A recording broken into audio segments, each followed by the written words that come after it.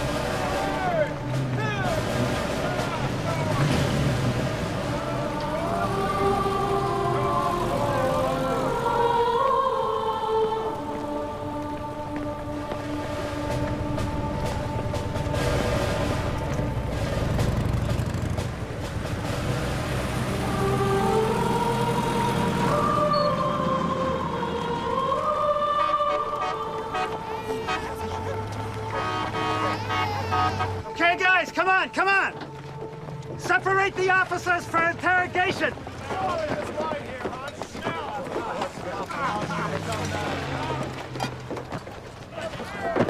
That's it! Come on! This side, this side!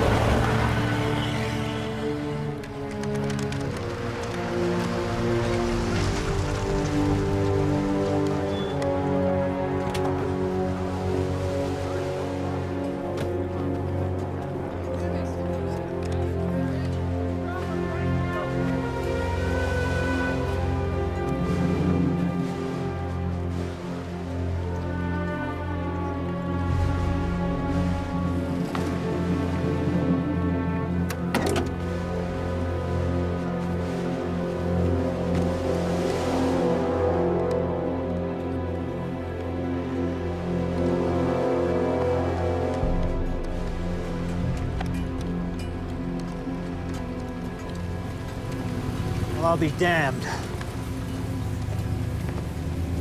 General Spatz, we meet at last. Vice Marshal Goering. My wife, my daughter. Your 8th Air Force has destroyed my beautiful Luftwaffe and leveled our beautiful cities. Even so, I prefer to surrender to a fellow airman.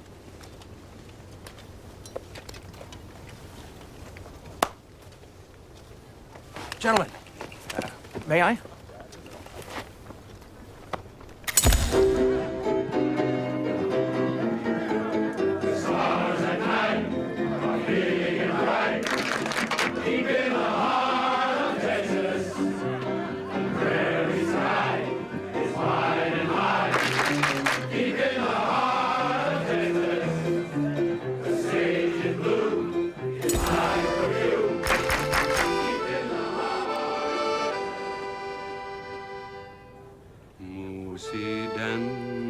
Musiden zum Städtle hinaus. Unbelievable. Unbelievable. Those pictures were on every wire service. American officers throwing a party for Hitler's number 2 man. What was the commander thinking? I'm told it's a code of honor among airmen that transcends politics. And brains, apparently. The commander was reprimanded. And Ike has ordered that Goering be treated no differently than any other prisoner of war. Excuse me? I finagled some real coffee from the Chief Justice's office. Elsie's the best scavenger in the entire building. You shouldn't have gone to so much trouble. Oh, coffee's no trouble. Now a set of tires, that's another story. I still can't believe he's gone. For me, it was like losing a father. Truly. Whatever I have, whatever I am, it's because of Roosevelt. I was in London seeing Churchill when the news came. With the end of the war in sight, the president had sent me as his confidant to discuss a rather tricky subject. What to do with captured Nazi leaders. What was Churchill's opinion? He said they should be summarily shot for crimes against humanity. What's your opinion? Well, I think if it's a crime for the Nazis to shoot people without a trial, how could it be less so for us to do the same thing? That's Truman's feeling exactly. And Churchill now shares that view. Surprisingly enough, so does Stalin. You're talking about a war crimes trial, which they attempted after the last war and it completely unraveled. Because it had no weight. But this will be an international tribunal comprised of the 4 powers, America, England, France, and Russia. President Truman wants the best prosecutor in the country, one with a reputation for being tough, but impartial. He wants you, Bob. I haven't prosecuted a case in years. President Roosevelt chose you for the Supreme Court because of your integrity as a prosecutor. That's why Truman has picked you for this, because he wants a fair trial, not a legal lynching. I like it right here, Sam. I mean, this would mean I would have to step down. Temporary leave of absence. You'll be back in 6 months, maybe 7. Is the president aware of the fact that I'm completely opposed to the death penalty? Yes, he's not concerned because he knows you'll do whatever is right. As you know, a fair trial means an uncertain outcome. If we don't prove the defendant's guilt, we'd have to let them walk, even if we could smell the blood on their hands. Do the Allied powers understand that? Well, Truman does. You'll have a chance to make it clear to them. The trial is yours to create, Bob. You get to set the rules. Hire the staff, find the setting. You even get to pick the defendants. This trial could unravel, too, like the last attempt, if it is poorly planned, if it is unsound legally or morally. Or it could establish a basis for conduct among nations that would alter history for generations to come.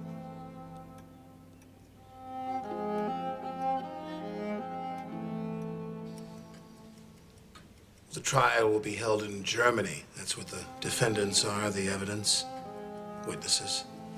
Are there any decent hotels still standing? I don't relish the idea of spending months on some dreary army base. We won't have to worry about that. No wives allowed at Army's request. Bad for morale. You know, all those men over there for years without their... If you don't want me there, fine. I'll be downstairs whenever you're ready.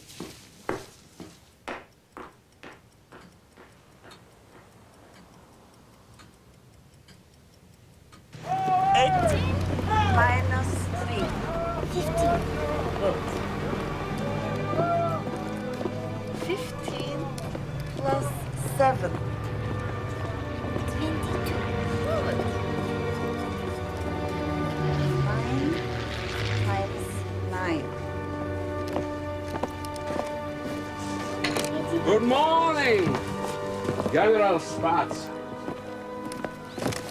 I'm afraid I have to ask you to get dressed and pack for travel. Where are you moving us? Only the Reichsmarschall. You're being transferred to Bad Mondorf. Well, you know, it's a very pleasant spa, but why must I go alone? Because that's where they're rounding up German war criminals. No! No, No. I'm sorry about that. Get dressed, please. You must be brave. Very, very brave. Heather, you here? Come on, sweetheart.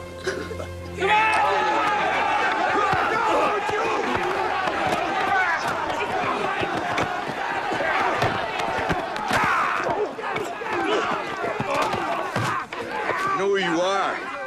It's the Jew butcher of Krakow. And we've seen the camps, too. That cheap bastard!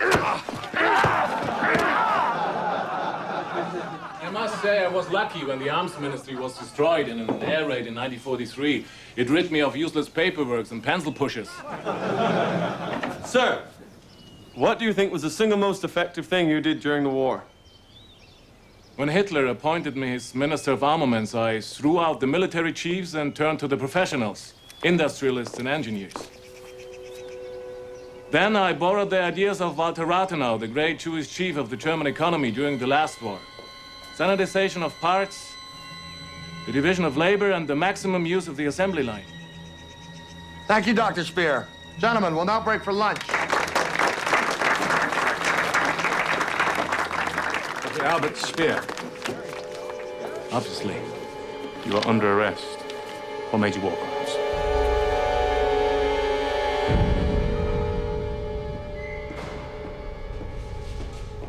Move aside. Pay attention, orders are in. Now listen up. You'll all be taken to different places of detention. The following prisoners will go to Bad Mondorf as defendants in future war crimes trials. Step forward. Field Marshal William Keitel. Grand Admiral Karl Dönitz. Colonel General Alfred Jodl. Follow me.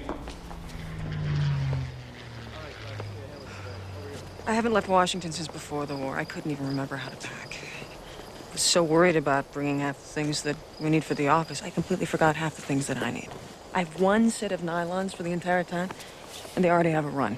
I mean, I even traded ration coupons with my friend Lois so I could buy nylons. You are as jittery as a hen. What is the matter with you? I've never been up in an airplane before.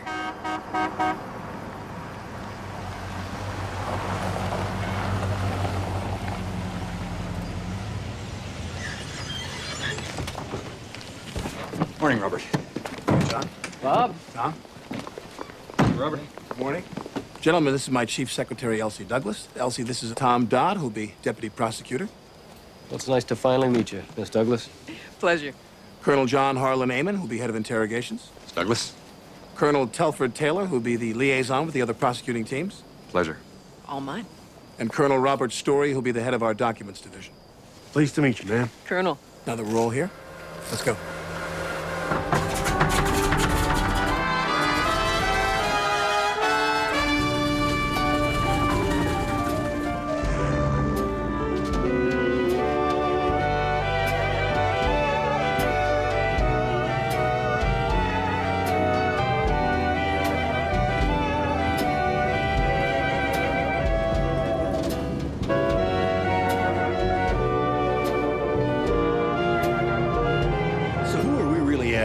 Military leaders? Political leaders? Well, what about the bankers and the industrialists who funded the Nazis? What about the soldiers and civilians who actually carried out the atrocities? Can't put the whole damn country on trial.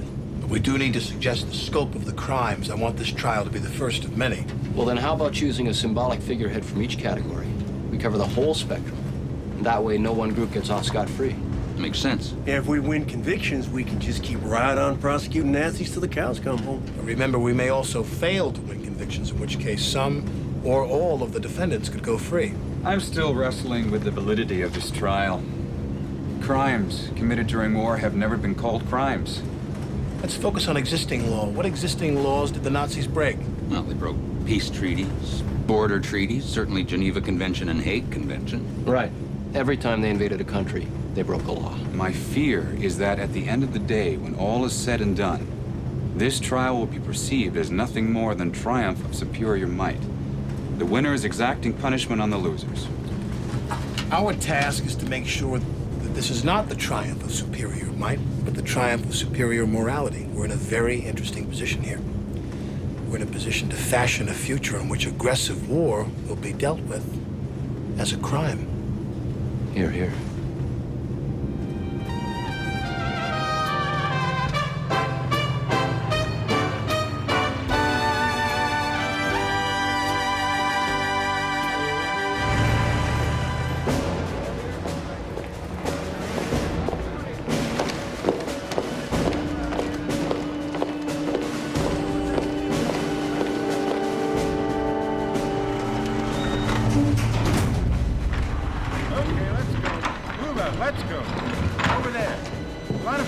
on, let's go.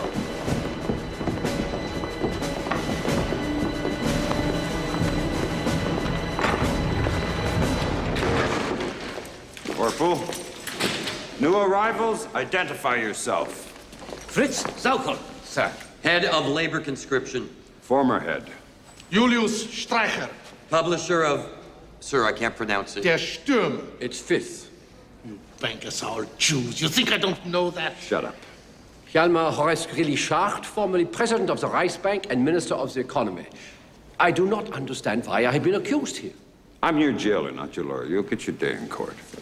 Hans Fritschep, Chief of radio operation in the Nazi propaganda ministry. Rudolf Hess, former deputy Führer. Yes. Huh. You. Joachim von Ribbentrop. Nazi foreign minister. You. Colonel, this is Dr. Robert Lai, head of the German Labor Front. You're Albert Speer? Yes, sir. What's wrong with this man? His mind is not what it used to be. He's an old drunk. It finally caught up with him. I said shut up! Colonel, this man, Streicher, is a disgusting person. A pornographer and a Jew baiter. I do not wish to be out with him. We make no distinction. Colonel, we respectfully protest our arrest. We were only following orders, nothing more. As a fellow soldier, surely you must understand.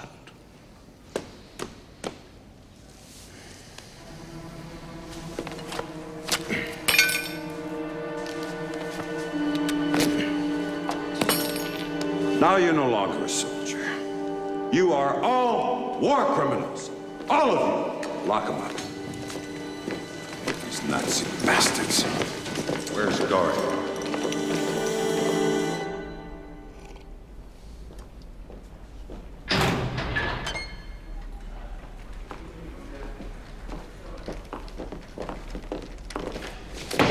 Reichsmarshal Hermann Göring, at your service, sir. You are in the United States Army stockade at Bad Mondorf. Did they tell you why you were here? Because we lost the war, and I assumed to be shot or hanged. That's up to the court. I've heard of this court. Its opinion does not concern me. The opinion of the German people, that is what really matters. Is that so? It is so. History will show that everything I did was for the greater German Reich. There will be statues of Hermann Göring all over Germany in 50 years. Little statues, perhaps, but one in every home. You're as fat as a house. Starting right now, I'm putting you on a diet. You will be mentally and physically fit to stand trial.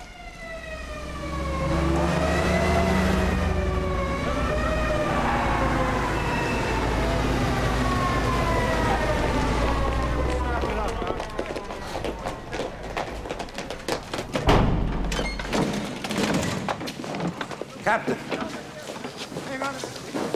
Who is it? Hans Frank, sir. Tried to cut his wrist and throat. These soldiers stopped him before he could do any real damage. The Jew butcher of Krakow. Corporal, take him to the infirmary. Have him checked out. I want a 4-man watch on him around the clock on the double. Yes, sir. Good work, Captain. What's your name? Gilbert, sir. You and your men want to chow with us? Thank you, sir. You a surgeon? Psychologist.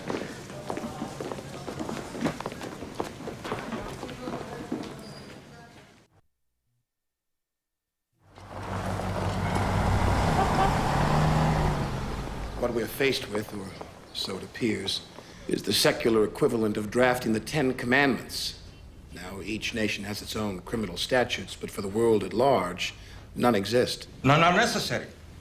We're trying war criminals whose guilt is unquestioned by the governments we represent. General, if we're going to have a trial, it must be based on law. It must be a fair trial. It must only determine degree of guilt and appropriate punishment. A completely fair trial with opposing counsel, direct examination, and cross-examination. Precisely. Before judges that act as referees. As in a sporting match? That is not the way it is done in my country. No, in France, lawyers merely help the accused prepare a defense. They have little role in the court itself.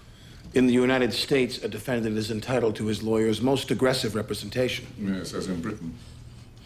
You would allow a man such as Ernest Gold, responsible for the Gestapo, concentration camps, for killing millions of innocent people, to stand before a court of law and declare himself not guilty? That is precisely what we would allow. 20 million of my people were killed by these fascist criminals. half of them civilians, killed without mercy. How many died in Washington this way, Mr. Justice Jackson?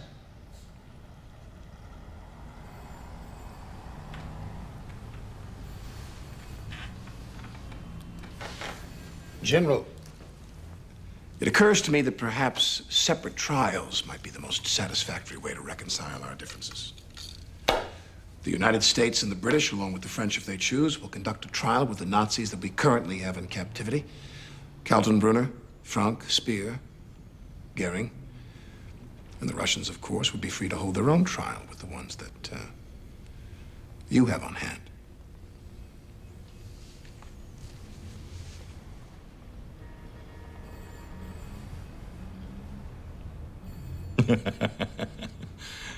There is no need to be so impulsive. We are, after all, allies. We must try to bridge our differences.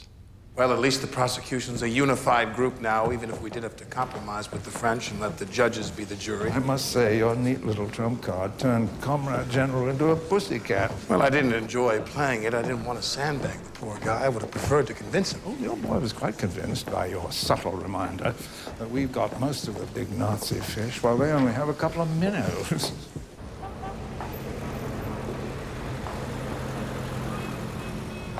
Nonetheless, I couldn't argue his point.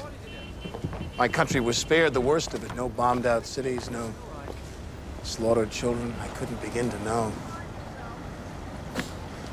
How is it you can look out on all of this and still want to guarantee these men a vigorous defense? I want to put National Socialism on trial, so they'll incriminate themselves. Besides, I don't ever want this to happen again. Well, there's no question you're the undisputed leader in all this. Today proved that. So when we finished our work here, you better go to Germany, find a place for the trial. If anything still exists, that is.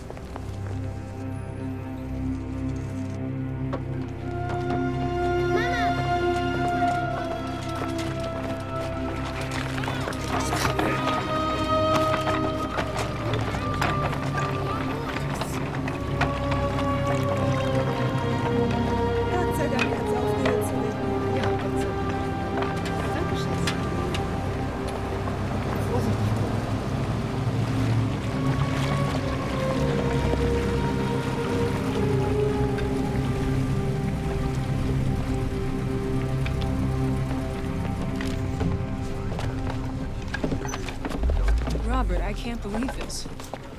When my brother came here as a college student, I still have the picture book he brought me. It was nothing like this. This isn't even the same city. There were medieval bridges and gingerbread houses. This was also the site of some of Hitler's biggest rallies. Nuremberg was the spiritual center of the Third Reich. General Clay, what are the odds, really, of finding the housing we'll need for the thousands of people that will be attending this trial? Army guarantees it.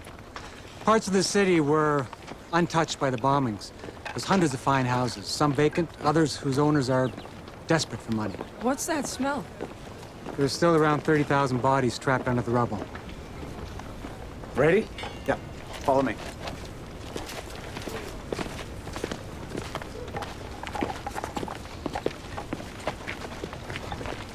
Grand old Palace of Justice. A landmark in more ways than one. Took 5 bomb hits, but just shrugged them off. Detail, attention! Courtroom's upstairs, offices, that whole wing there, and behind that wall, all the jail cells you'll need.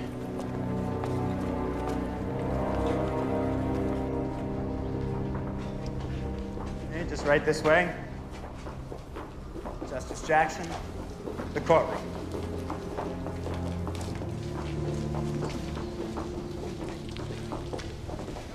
This is a mess. It'll take a lot of work. A lot of work. But it's doable. Bob?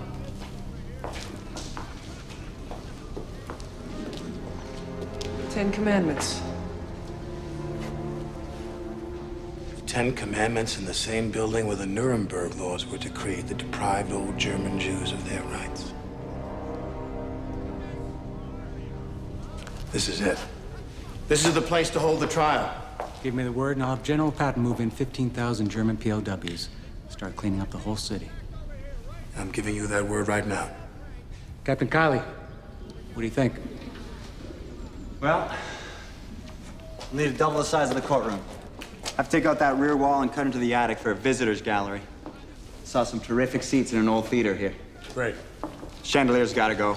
Fluorescent's more practical, and let's... Our Palace of Justice is going to see some justice once again. Sir, this was just forwarded from the base. Thank you very much, Sergeant. Fuchs. Morris Fuchs, Brooklyn, New York. Well, I knew it wasn't Wisconsin with that accent, Fuchs. Thank you. President Truman wants to appoint Francis Biddle as the American judge for the trial. Are you serious?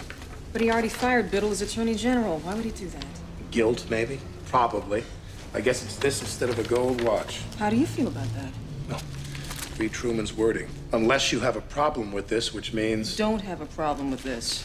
Well, I've got to go back to Washington and brief President Truman anyway. I can stop in Philadelphia along the way and try to cajole Biddle into becoming a team player.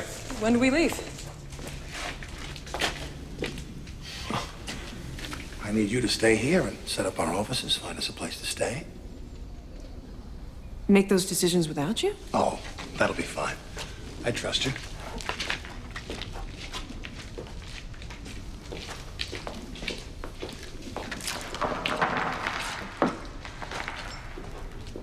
Bob?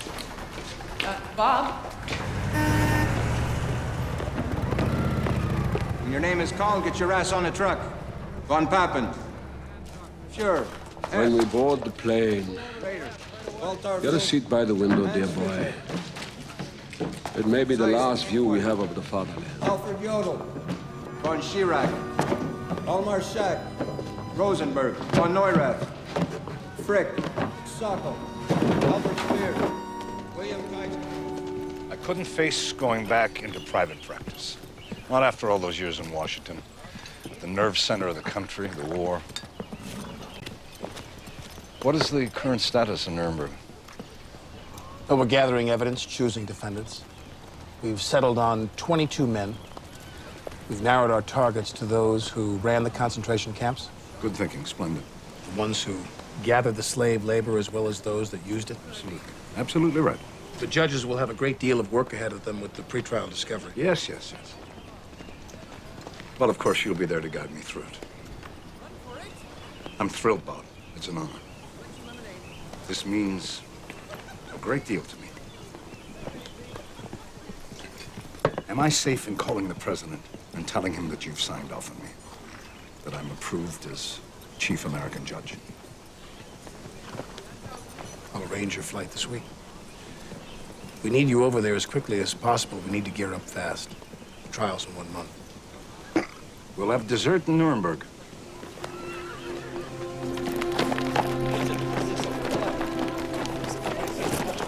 All right. Hey, come on, slow down. Take it easy.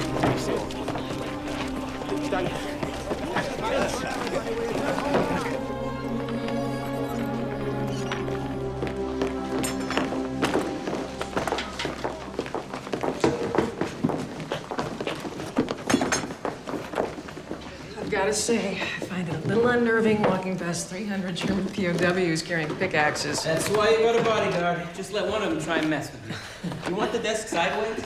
No, light from the side gives him a headache. Well, you really take good care of this guy. Well, that's my job. That's fine. Perfect. Oh, could you please find Captain Kiley? I want to know if the filing cabinets are ready. Sure thing.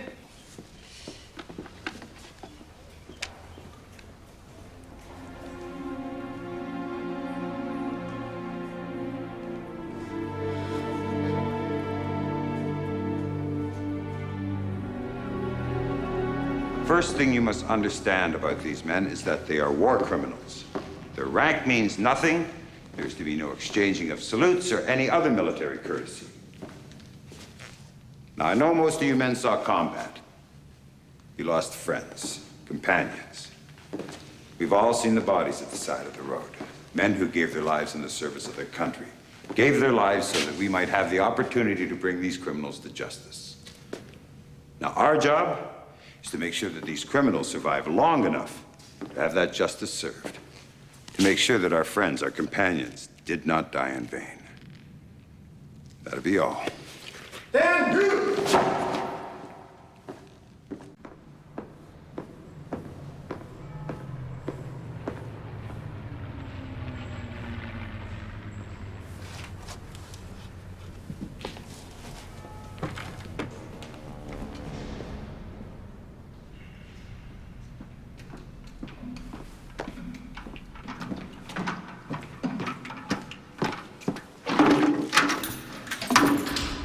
On your feet. Swab yourself. I beg your pardon? Der bucket and der mop. Use them. Pick it up. Pick them up now. Pick him up. Hey! Lieutenant! Hey! With us! Back off! Easy, easy. Okay. Put him down. Easy. That's it. Easy. Okay.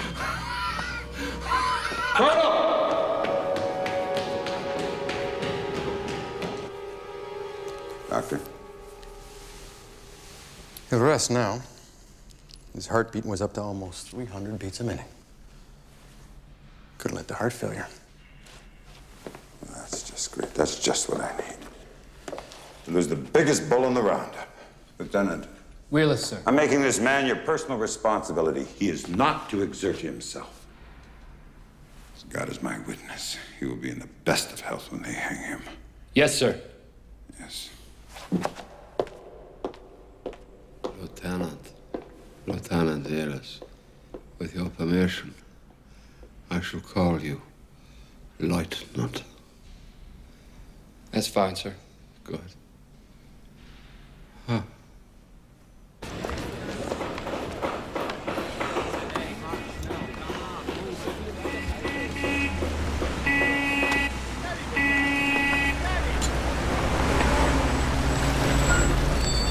Thanks for the ride, Fuchs. No problem.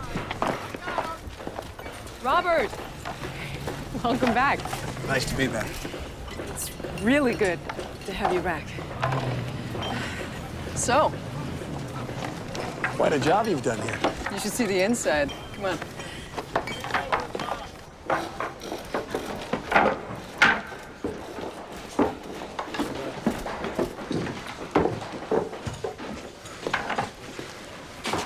Excellent.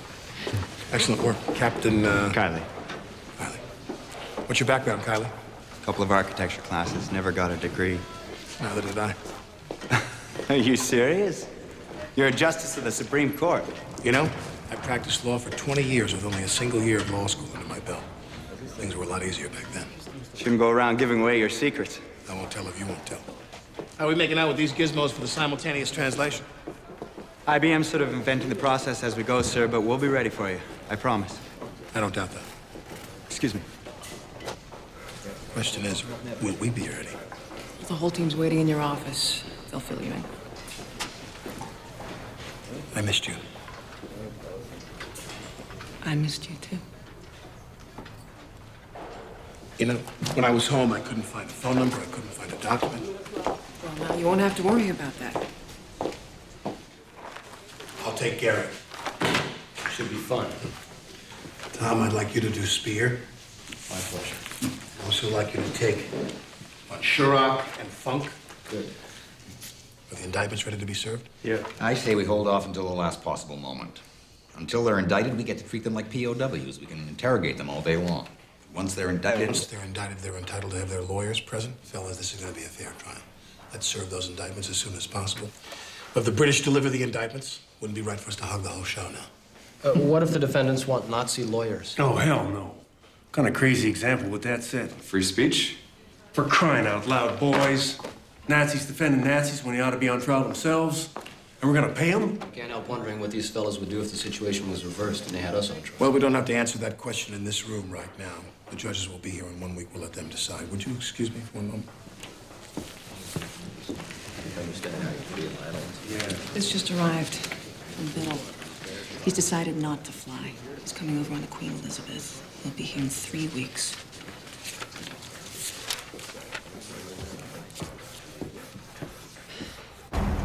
I'm a bit surprised at Biddle. I'd never seen a man so hungry for approval. Well, yeah, but then you approved him, Bob. I did learn a lesson there, didn't I? And how I hate learning lessons. Don't you think this is a little bit excessive? I got it for a really good price.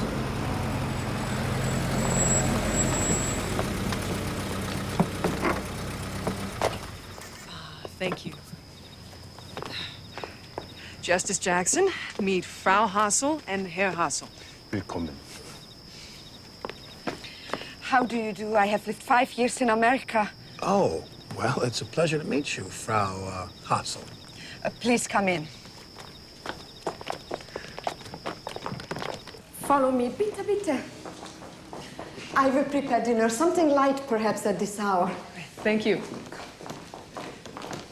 Light means 5 pounds of lard in the dumplings instead of 6. So who owns this place? Some banker who no longer owns a bank. I think we're his only source of income now. Come on. Oh, thank you, Herr Hassel. I'll do that. Dankeschön.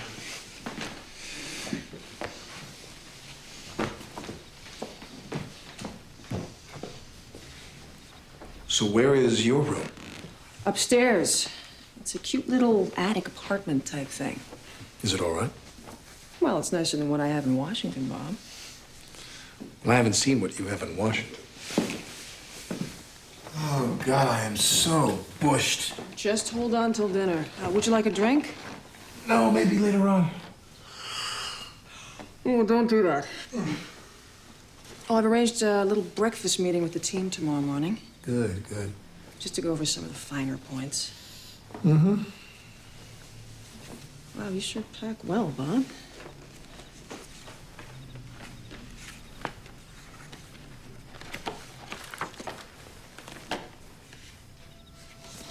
Aw, Bob.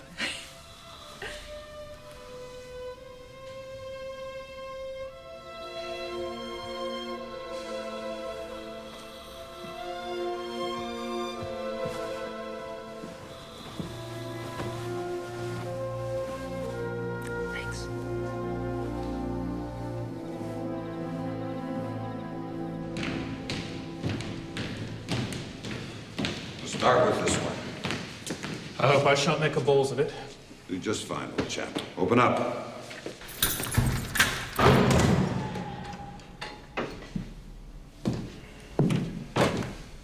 Good morning. I am Major Neve. I'm the officer appointed by the International Military Tribunal to serve upon you. Wait. You're British? I am. Finally, a civilized man.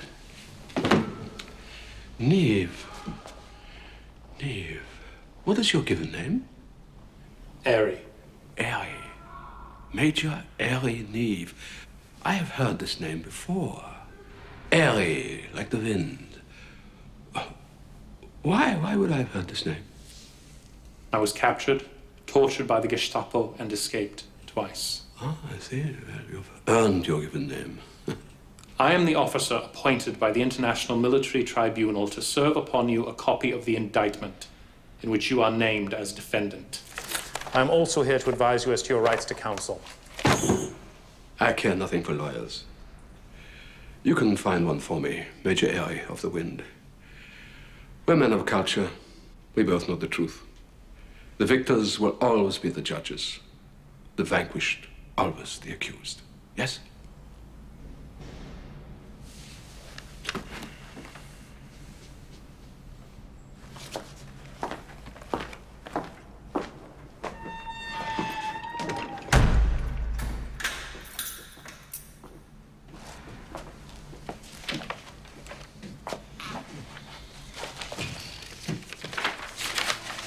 Open it up. Until I've studied this, I cannot speak to the accuracy of the charges against me. But I acknowledge the necessity of this trial and accept my inclusion in it. How can you say that before reading the charges? There's a common responsibility for the crimes that were committed in the name of the Third Reich. No one is blameless, apart from the victims. But we were just following orders. I know nothing about crimes against humanity. Here's a list of lawyers. Jews. No Jew names! I want to be defended by a German naval officer. I was a lawyer myself, full of ideals. Why don't you just shoot us now? Why don't you just shoot us now?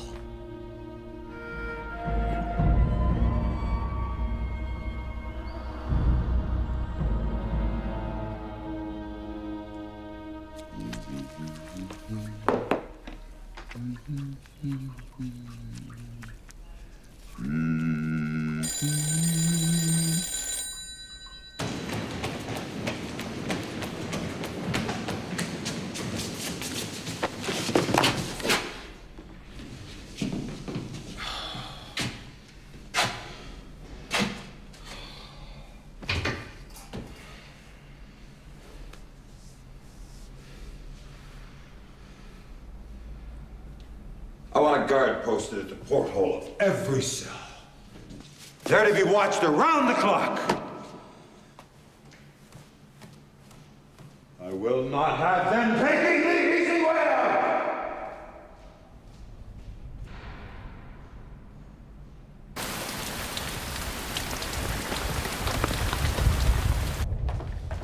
I need to pick up a document from the document room.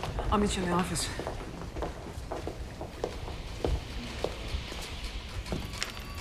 Find any directives on Polish slave labor? Oh, take your pick. You know, there's something peculiar about the German character that makes them keep detailed records of every damn thing they do. It's downright perverse. The Nazis put into writing every criminal thought they ever had and every criminal act they ever did. Right here in this room is enough evidence to hang half the country. I'll settle for 21 clean convictions. Yeah. I expect we'll be here quite late, Frau Hausel. Don't worry about dinner. We'll manage on our own. Thank you. Get what you need? More than. I've arranged all your random notes for the opening statement into something less random. Legal, thematic, anecdotal, precedent, theory.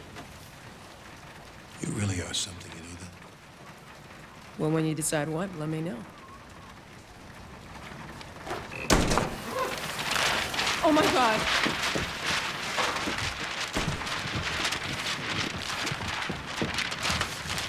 Oh, I don't believe this.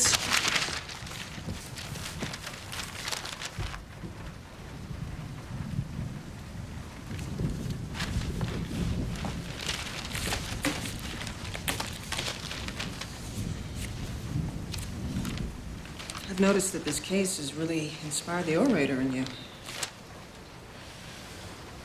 Well, I've tried to capture a tone, a mood for the entire case. A melancholy grandeur, if you will. Well, it's all here.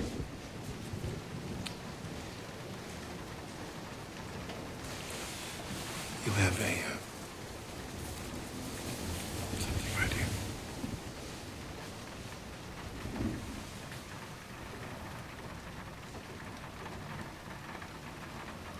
We only have 2 days left to finish the speech.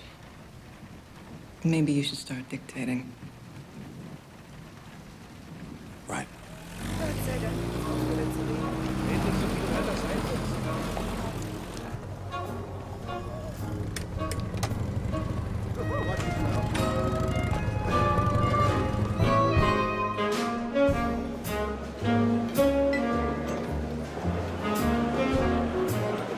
This simultaneous translation business, like taking a room in the Tower of Babel.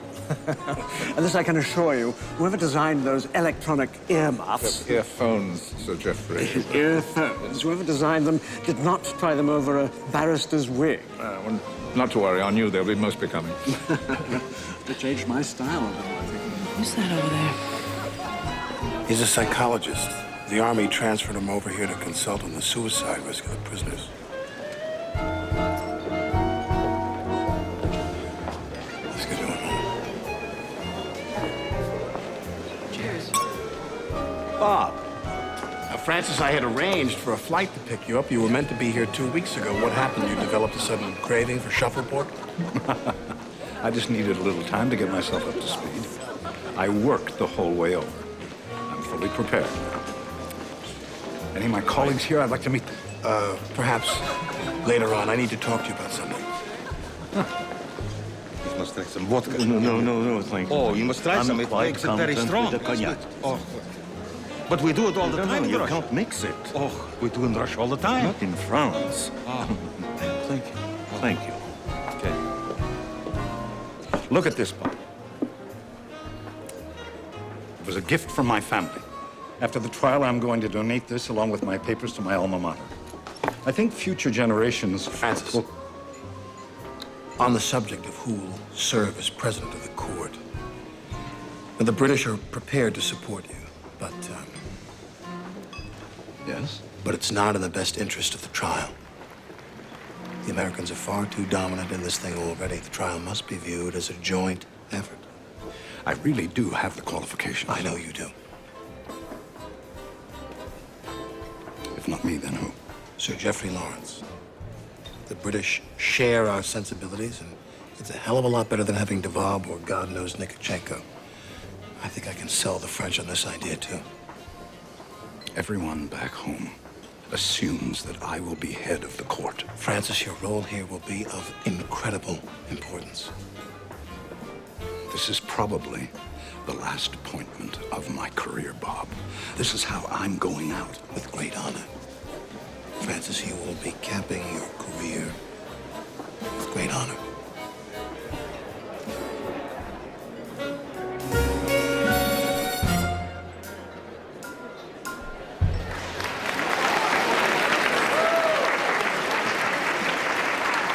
Now that Lay's done himself in, who should we get to replace him in the dock? It's not a Broadway show, Johnny. We don't just bring out an understudy. We've still got 21 left. 21's a good, solid number. Boys, they're coming back. Ooh, Biddle doesn't look too happy. Well, can you blame him? Gentlemen, if I may, I'd like to introduce Judge Francis Biddle. Oh, nice to see you. Sir Geoffrey Lawrence. Yes, I'm delighted to do so. Judge Devab. David Maxwell Fife.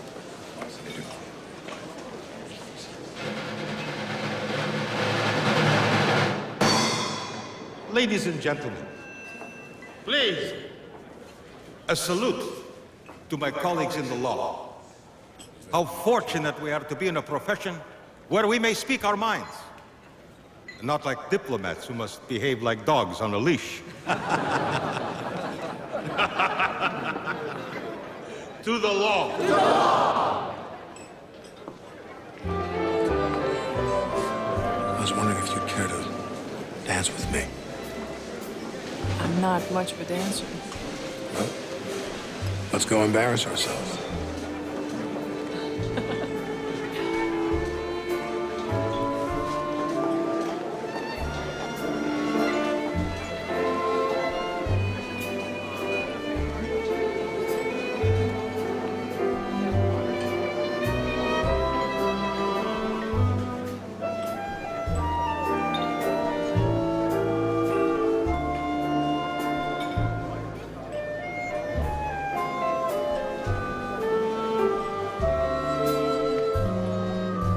My opinion, head shrinking has no place in this man's army.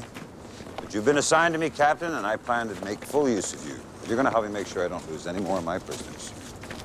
Well, from what I already know of your setup here, Colonel, I can safely say that you've created the perfect suicide ward. What are you talking about? These men have nothing to do all day but sit around and think about their fate. Well, they should think about it. If you want to keep them alive and sane, you need to keep them occupied, both mentally and physically. Small library, for instance. Library? A library would make all the difference in the world. So would an exercise yard. Well, I had something quite different in mind. I thought I might put you in their life. Give them somebody to talk to, open up with. I'm sure they'll jump at the chance to jibber-jabber with somebody as bright and enthusiastic as yourself. They'll tell you what they're thinking, what they're planning. And you report everything you hear to me. Colonel. I don't want to hear anything about morals and ethics, Captain. These men are prisoners. Criminals, not patients. That's the deal, Captain. Take it or leave it. The library and the exercise yard, sir. You got it.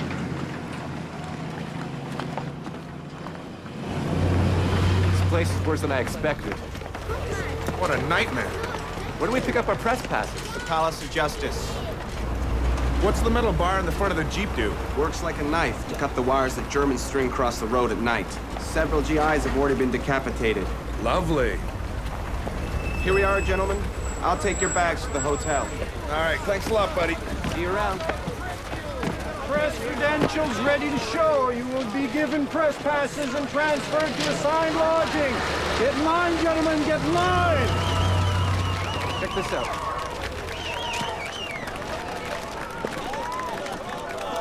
Vita, nice and tight, yes, please.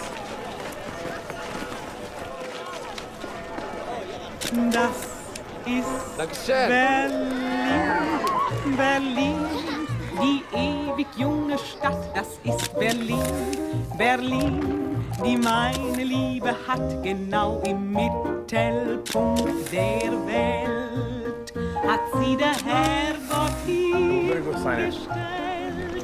Du mein Berlin, Berlin, du Perle an der Spree, der dich erst...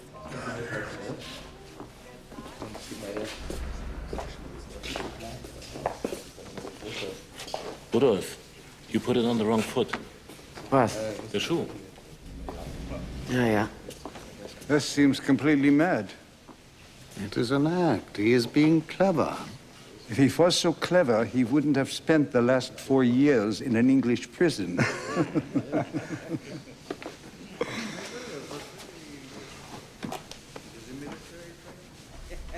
I turned my diaries over to the Americans, voluntarily. You see, they proved that I tried to resign as Governor General of Poland. Did not approve of the persecution of the Jews. Anyone reading my diaries, they will know what was in my heart. They will understand that those things I wrote about the Jews, the orders I signed, they were not sincere. I believe you, Herr Frank. And yet, you did do those things. How do you explain it? I don't mean legally. I'm not a lawyer or a judge. I mean, how do you explain it to yourself? I don't know.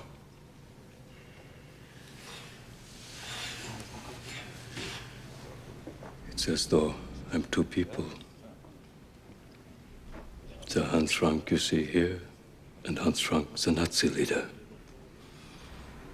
I wonder how that other Frank could do those things. This Frank looks at that Frank and says, "You're a terrible man."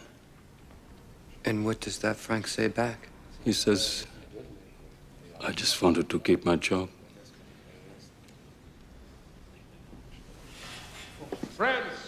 Friends, when we begin this grotesque farce tomorrow, my friends, never forget that we are here for one reason, and one reason only. We lost the war.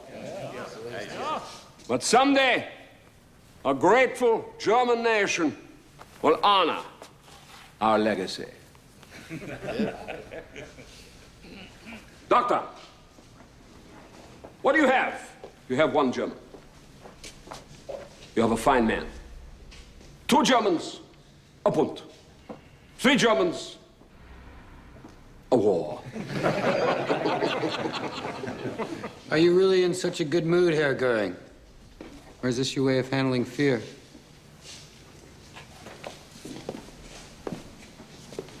Fear? What do I have to be afraid of? I've ordered hundreds and thousands of men into battle, knowing full well that not many would return. Why should I, their leader, tremble when called upon to face the enemy? I know that I am a condemned man. That is of no consequence. There is still work to be done.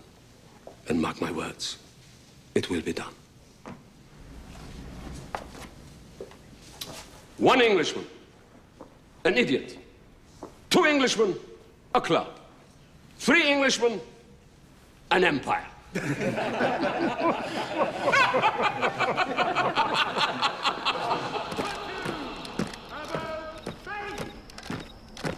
spoke with some of the translators today to get a sense of the pace you need to maintain. It's a little tricky because it's not just about pace, it's about rhythm, pausing at the end of phrases. We should probably rehearse a little tonight. Not the whole speech, you need to save your voice for tomorrow.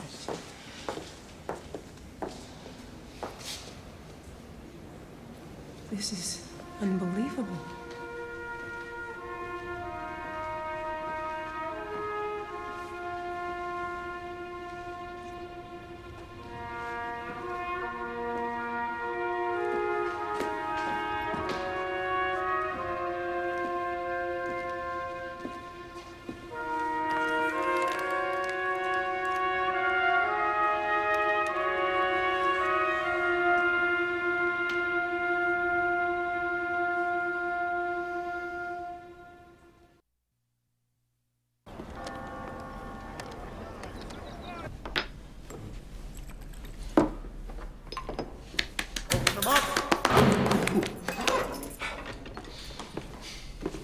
Good morning, Lieutenant Wheelers. Morning, sir. It's time to go, Reichsmarshal. How do I look? You look fine, sir. How do you feel? Excited. I've waited many months of silence. Now at last I'm being heard. Shall we? I'm not allowed to do that, sir. Oh, yes, of course. Bring him out!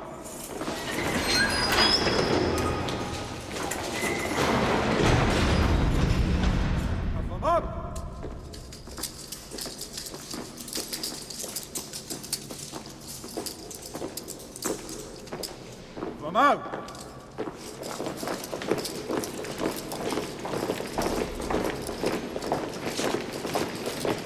All right, Sergeant. Search the cells.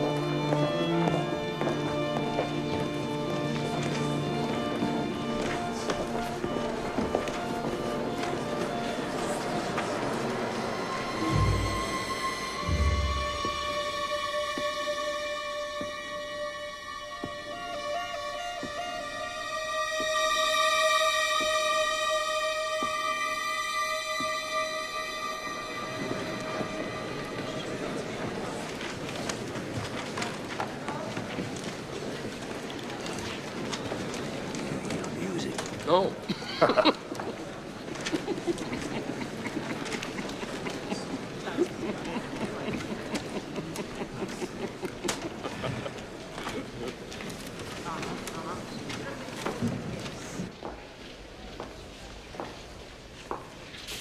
Sir Geoffrey, with my respects. Bless you, Biddle. After you.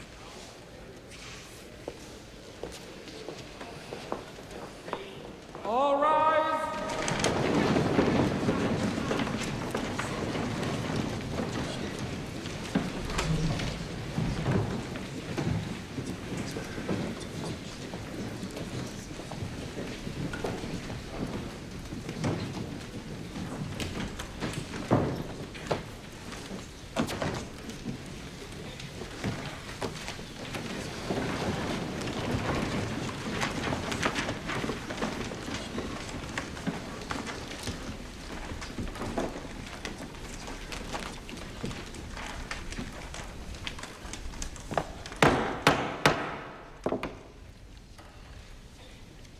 This trial, which is now to begin, is unique in the annals of jurisprudence. The defendants, all having been served with copies of the indictments, are now to enter their pleas. Hermann Göring. I have a statement which I will now read to the court. The defendants are not to make a speech. They are only to enter a plea. I declare myself, in the sense of the indictment, nicht schuldig, not guilty. Rudolf Hess. Nein. Nein. Record that as not guilty. Joachim von Ribbentrop. Nicht schuldig. Wilhelm Keitel. Nicht schuldig. Ernst Kaltenbrunner. Ich bekenne mich nicht schuldig. Alfred Rosenberg. Nicht schuldig. Hans Frank. Nicht schuldig. Wilhelm Frick. Nicht schuldig. Julius Streicher. Nicht schuldig. Walter Funk. Nicht schuldig. Hjalmar Schacht. Nicht schuldig. Karl Dönitz. Nicht schuldig. Erich Raeder. Nicht schuldig. Baldur von Schirach. Nicht schuldig. Fritz Saukel. Nicht schuldig. Alfred Jodl. Nicht schuldig. Franz von Papen. Nicht schuldig. Arthur Seyß-Inquart. Nicht schuldig. Albert Speer. Nicht schuldig. Konstantin von Neurath. Nicht schuldig. And Hans Fritscher. Nicht schuldig. All the pleas have now been entered. Justice Jackson, your opening address, please.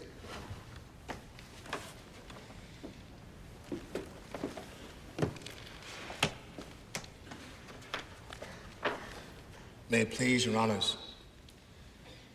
The privilege of opening the first trial in history for crimes against the peace of the world imposes a grave responsibility. The wrongs which we seek to condemn and punish have been so calculated, so malignant, and so devastating that civilization cannot tolerate their being ignored because it cannot survive their being repeated. That four great nations, flushed with victory and stung with injury, stay the hand of vengeance and voluntarily submit their captive enemies to the judgment of the law is one of the most significant tributes that power has ever paid to reason.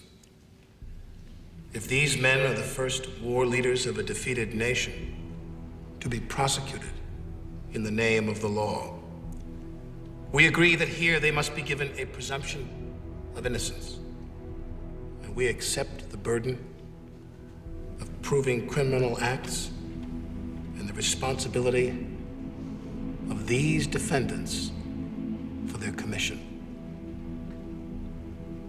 We have no purpose here to incriminate the whole German people. Hitler did not achieve power by a majority vote, but seized it by an evil alliance of revolutionists, reactionaries, and militarists. You will hear today and in the days ahead of the enormity and the horror of their acts. The prosecution will give you undeniable proofs of these incredible events. I count myself as one who received during this war most atrocity tales with suspicion or skepticism. No more. The catalog of crimes will omit nothing that could be conceived by their pathological pride, cruelty, and lust for power. You will hear of the repression of organized labor, the harassment of the church, the persecution of the Jews, the conversion of mere anti-Semitism into the deliberate extermination of the Jews of Europe. You will hear of the long series of German aggressions and conquests and broken treaties, the terror that settled over Germany, the havoc wrought in the occupied territories. And you will know that the real complaining party at your bar is civilization. Civilization asks whether law is so laggard as to be utterly helpless to deal with crimes of this magnitude by criminals of this order of importance. It does not expect that you can make war impossible. It does expect that your juridical action will put the forces of international law,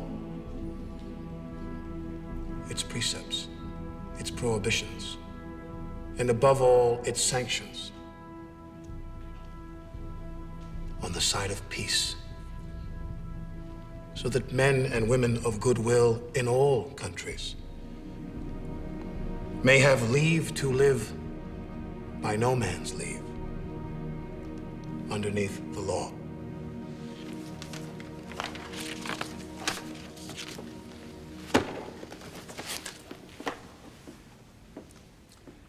The court is now adjourned.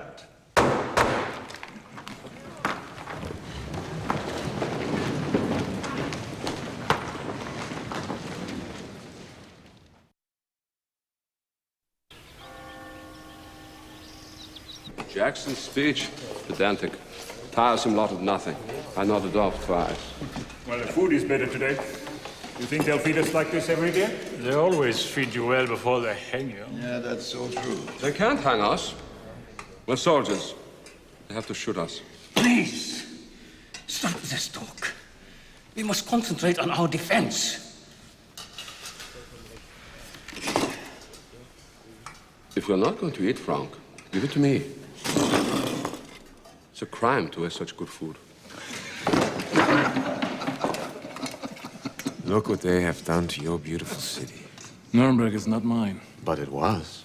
Was anything ever more extraordinary than the Parteitagen you stage here every September? The night skies would light up like a bonfire as we carried our torches through the streets, 250,000 of us on the way to the Zeppelin fields. I remember standing there for hours, basking in the radiance of the Fuhrer. And then I would take a group of my Hitlerjungen to the river, where we'd bathe together. We had to cool off from the fires that were burning within us. But now that just seems like a dream. A strange, wonderful, frightening dream.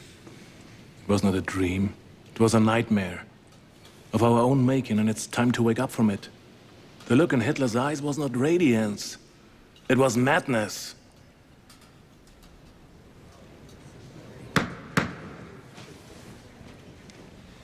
Is the British prosecution ready? Yes, indeed we are.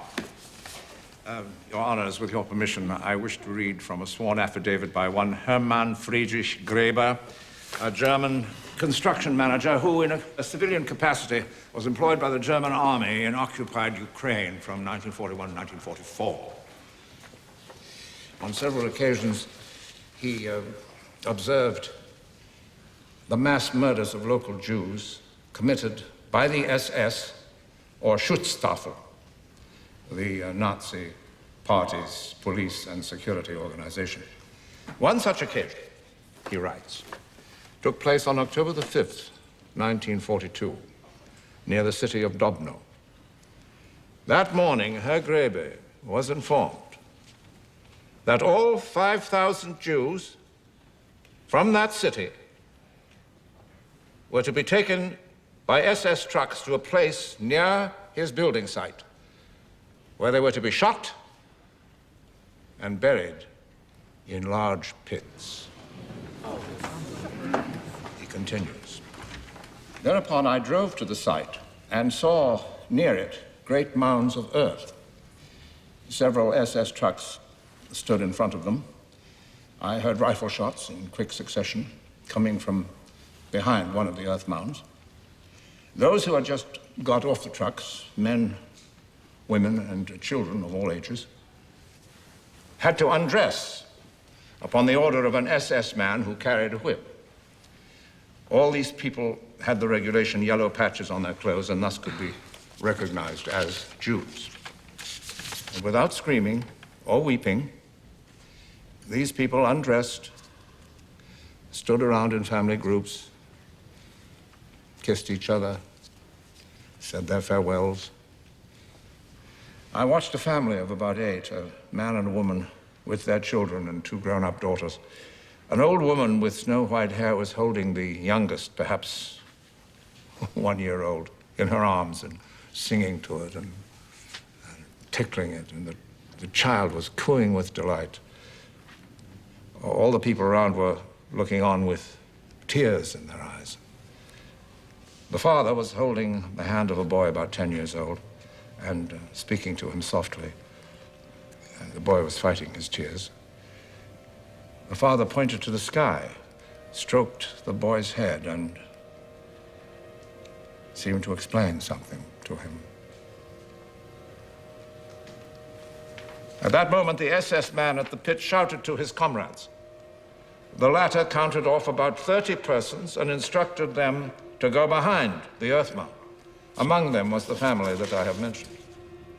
I well remember a girl, slim and with black hair, who, as she passed close to me, pointed to herself and said, 23. I then walked around the mound and found myself confronted by an enormous grave. People were closely wedged together and lying on top of each other so that only their heads were visible. Nearly all had blood running over their shoulders. Some of the people shot were still moving. Some were lifting their arms and turning their heads to show that they were still alive. The pit was at least 2/3 full. I estimated that it already contained about 1,000 humans. The victims, completely naked, went down some steps which were cut out of the clay wall of the pit and clambered over the heads of the people lying there to the place where the SS man had directed them.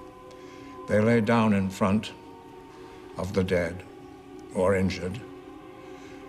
Some caressed those who were still alive and spoke to them in low voices. Then I heard a series of shots. I looked back into the pit and saw that the bodies were twitching, and the heads lying already motionless were on top of the bodies that lay beneath them. When I walked back around the mound, I noticed another truckload which had just arrived. This time it included the sick and the infirm.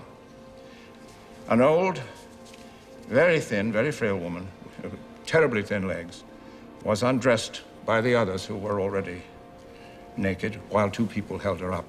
The woman was obviously paralyzed. The naked people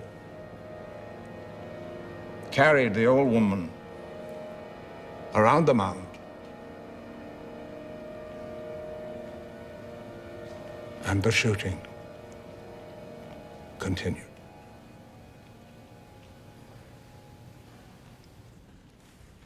Signed, Friedrich Graeber.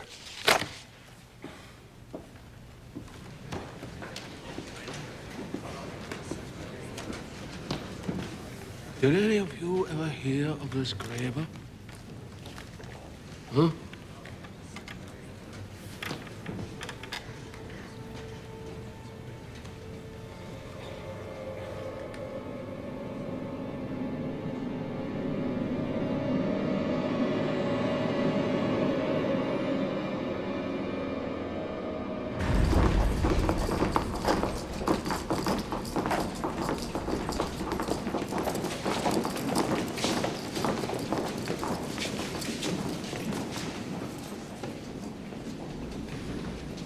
Rough day, Reismarschall? On the contrary, we had an excellent lunch, nice view of the city, and in the courtroom, we had the best seats in the house.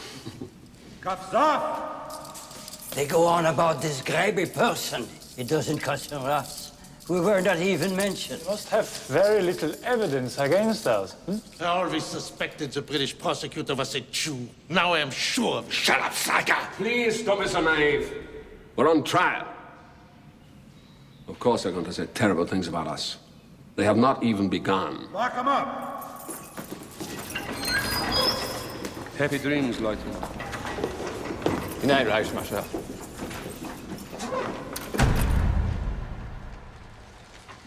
Your Honors, I would like to read into the record document 294 PS, which describes manpower initiatives and how they were directed. Mr. Justice Jackson, you have already read into record 8 nearly identical documents on this subject. Do you really feel it necessary to introduce a 9th? I do. Yes, Your Honor, I do. Very well. Please continue. Document 294 PS begins as follows. Lieutenant, I have come to the conclusion that the sentences are already being carried out. Justice Jackson means to bore us to death, and he is succeeding beyond his fondest hopes. Now the Führer, what a speaker. At a rally here in Nuremberg, he held an audience of 250,000 people in the palm of his hand for an entire afternoon. As legal strategy, your documentary approach has been unassailable. But as drama, it is, I regret to say, absolutely stultifying. Well, as you know, it's not meant to be an entertainment. It's meant to be a trial. And it's ours to lose. A trial is a show, Robert. And like it or not, it's a show. And those four learned men sitting on the bench are as impressionable as any audience. You're pushing for witnesses? Witnesses will give this trial a human face. One compelling witness can outweigh a ton of documentary evidence.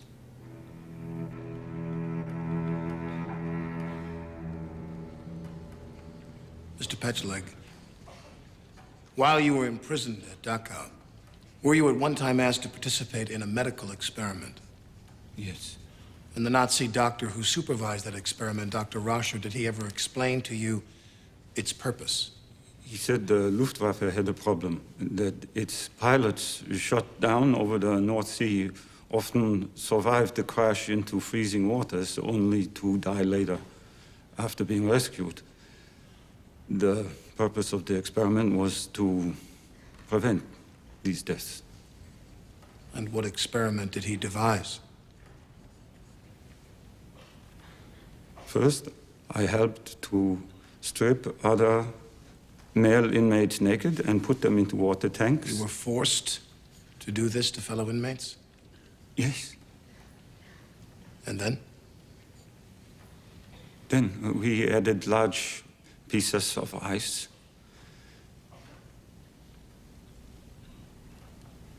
We put thermometers into their rectums to make sure the men were freezing. Then some of them we plunged into hot water, others in warm water, others we put next to naked female inmates so the doctor could learn which method would best revive them. Mr. Petcheleg, would you be so kind as to read this conclusion from Dr. Rascher's meticulous records?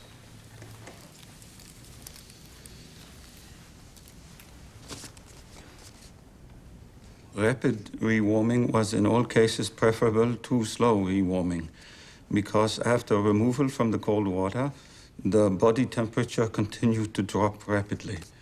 Rewarming by animal warmth was too slow.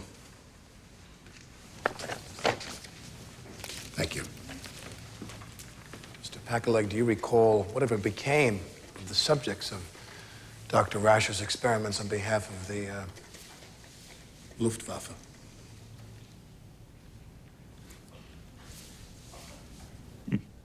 Most of them went into convulsions and died.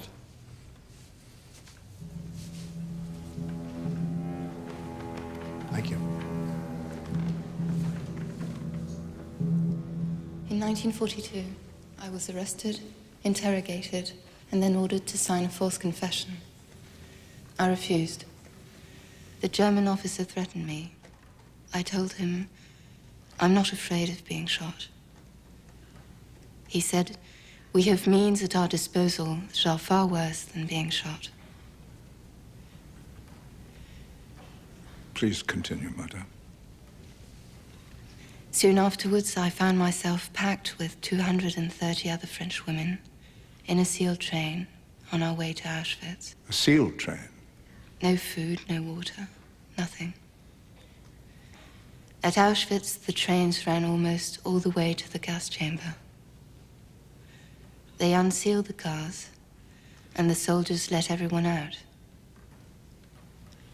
I saw men, women, children, old couples forced apart from each other. mothers made to abandon their children. None were aware of the fate that awaited them. Those selected for the gas chamber were immediately driven to a red brick building. I saw my friend, Annette, on that truck. She called to me. Think of my little boy if you ever get back to France. Then she put her arms around another Frenchwoman, and they began singing La Marseillaise. One night, we were awakened by horrible cries. The next day, we learned that the Nazis had run out of gas, and the children had been thrown into the furnaces alive. Of the 230 women on that train, how many returned from Auschwitz? 49. Thank you, madam. You're excused.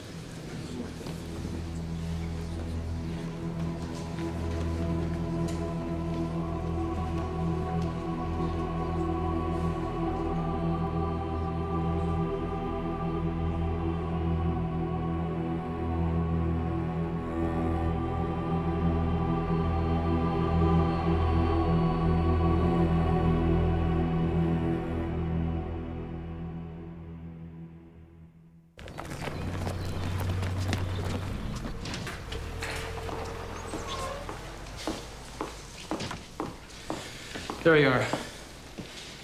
The film came in late last night, and I was up until dawn watching it. Now, very few people have seen this film. Bob, you have got to enter this into evidence this morning. What's the film? You're not going to believe this. May it please the tribunal, the United States now offers a film into evidence. It was compiled from motion pictures taken by Allied military photographers as their armies liberated areas into which concentration camps were located.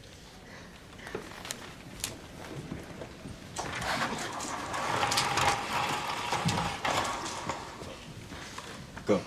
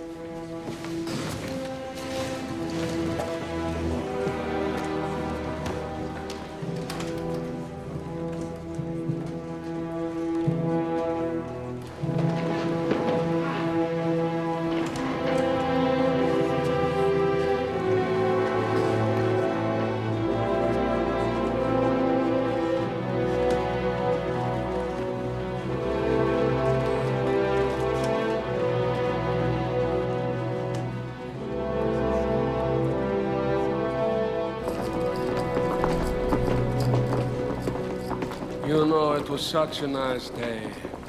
Laughing, joking. And then they showed that horrid film. Propaganda. Anyone can do it. Little of this, little of that, and before you know it, still. Those films. You know, I'd read any number of affidavits, reports, statistics, but I didn't really understand until I saw those films. I still don't understand. I don't think I ever will. How could civilized human beings do that to other civilized human beings? Maybe civilization's overrated.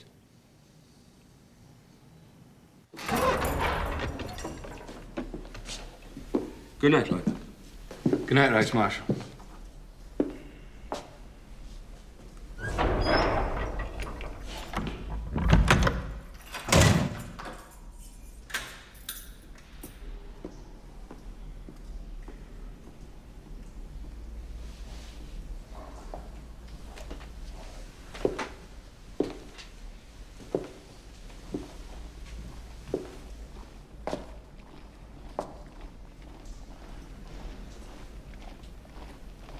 Wenn wir marschieren, sind wir zum deutschen Tor hinaus.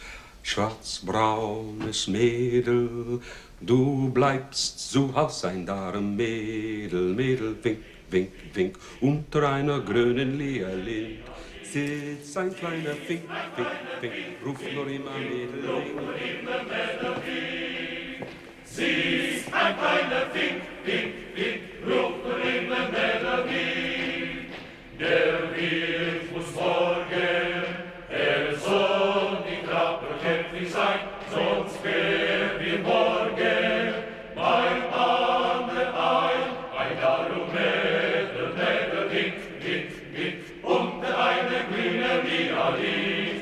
Sie ist ein kleiner Fink, Fink, Fink,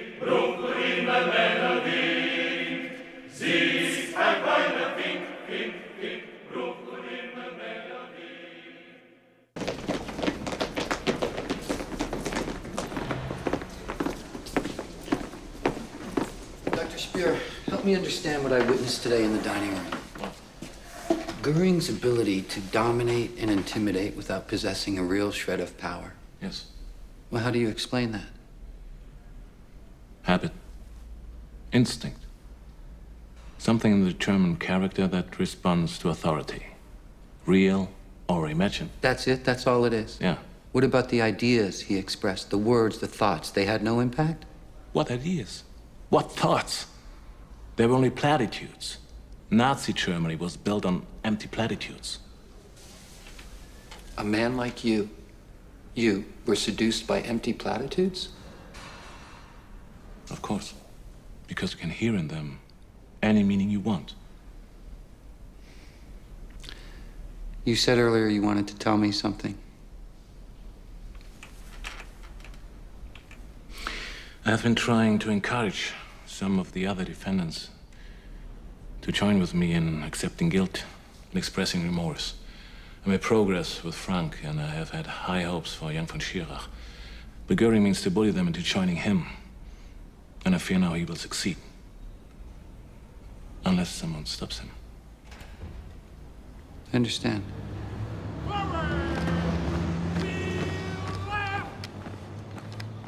All right.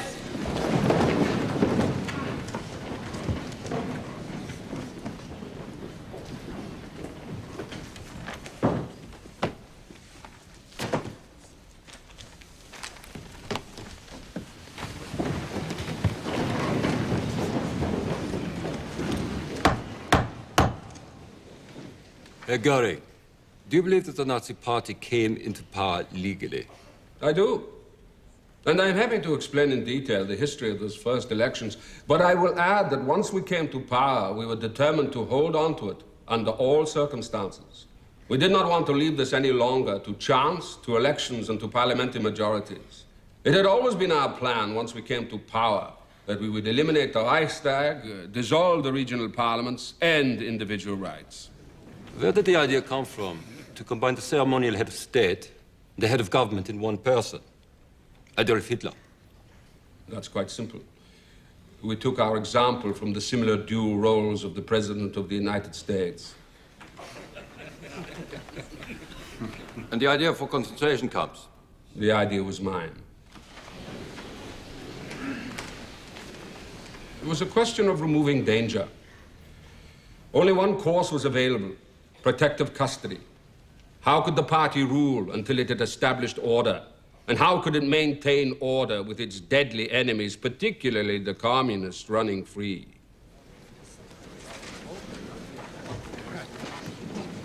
No further questions.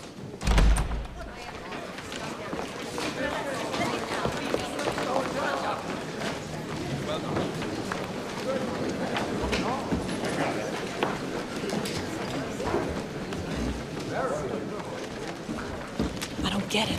He's tightening the noose around his own neck.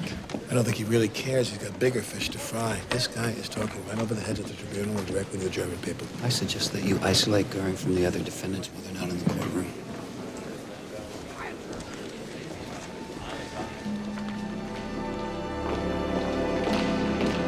Open it up. I don't understand. Why are you doing this? Inside.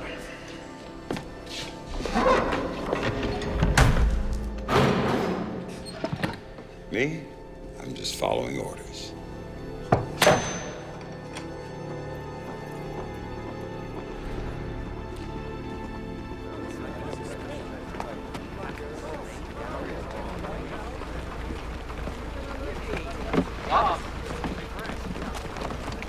Join Cross. Hit Goering quick and hard. Put him on the defensive right away. Never let him breathe. I see no point in that at all. He's blatantly incriminating himself. All I need to do is ask direct questions and let him answer them. Be prepared with a tougher line of questioning, though. In case it's needed. Thank you. Sure. Why am I being punished like a schoolboy? Speer.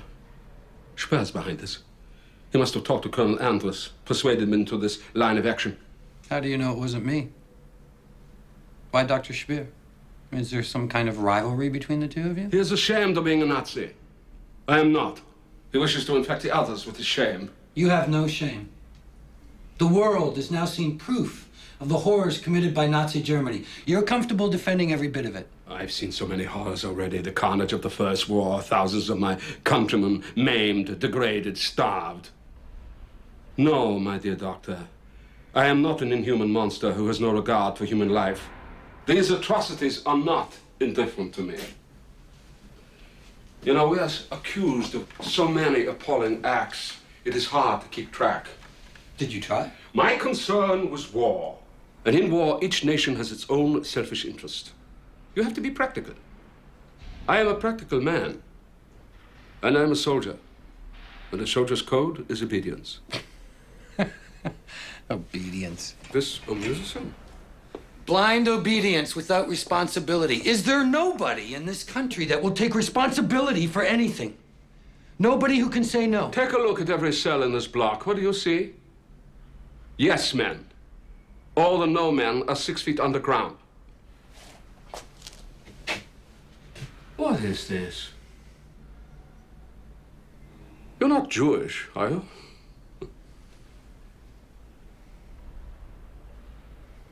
Yes, I am.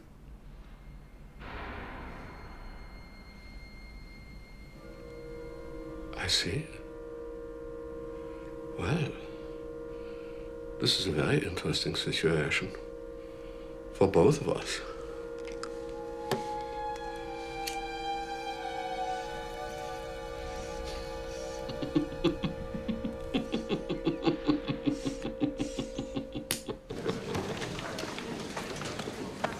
Good luck, old boy. So, what's his plan? Haven't a clue.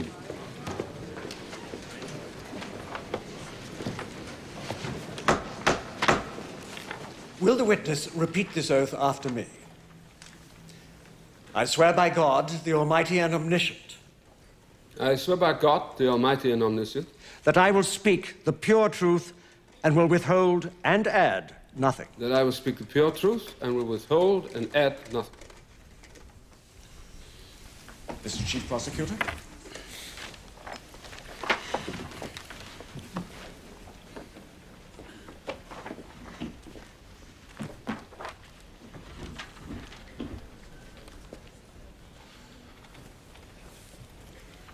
You are perhaps aware that you are the only living man who can expound to us the true purposes of the Nazi Party and the inner workings of its leadership.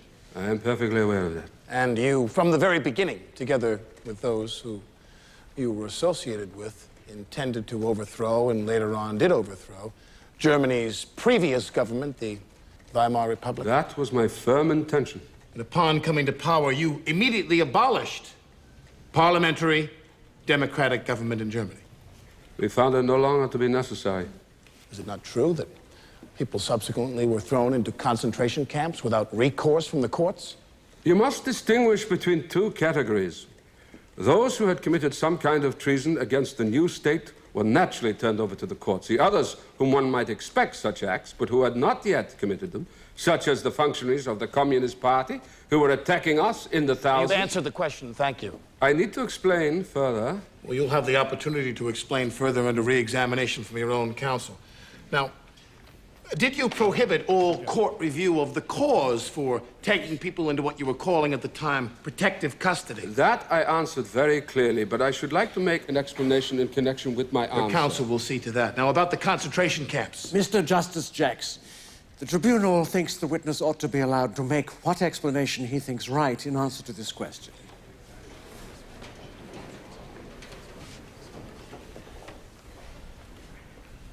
The tribunal thinks that you should be permitted to explain your answer now, and it will listen to that explanation. I want to say that I issued a decree that those who were turned over to the concentration camps should be informed after 24 hours of the reason and allowed an attorney after 48 hours. This by no means rescinded my order that a court review of these measures was not permitted. Now, by protective custody, you mean that you were taking people into custody who had not yet committed a crime, but you believed might quite possibly commit a crime in the future? Yes. Just as extensive protective measures are being taken in Germany today on I a didn't ask tremendous you about Germany today. Mr. Justice Jackson, this is poor preparation. The witness may finish his explanation.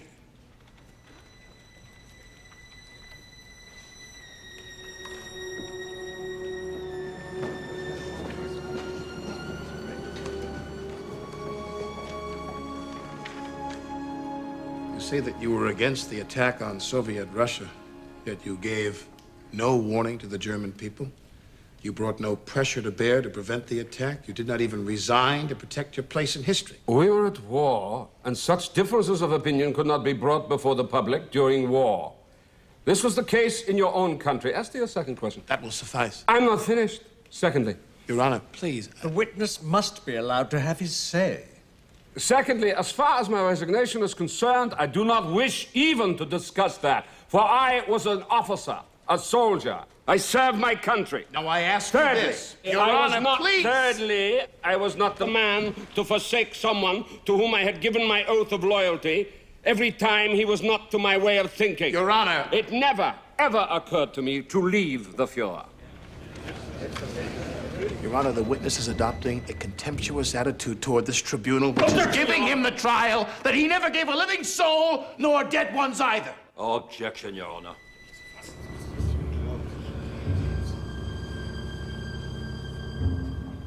I'm ready for the next question.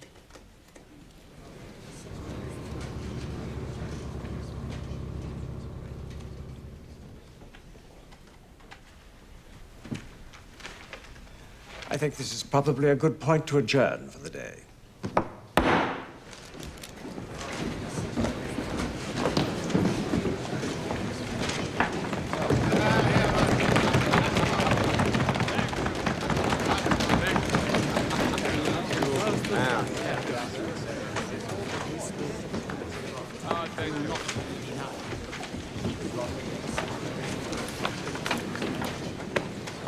Tough calls from the bench. Well, it's only round one. Think you need anything? Don't forget, I'm here.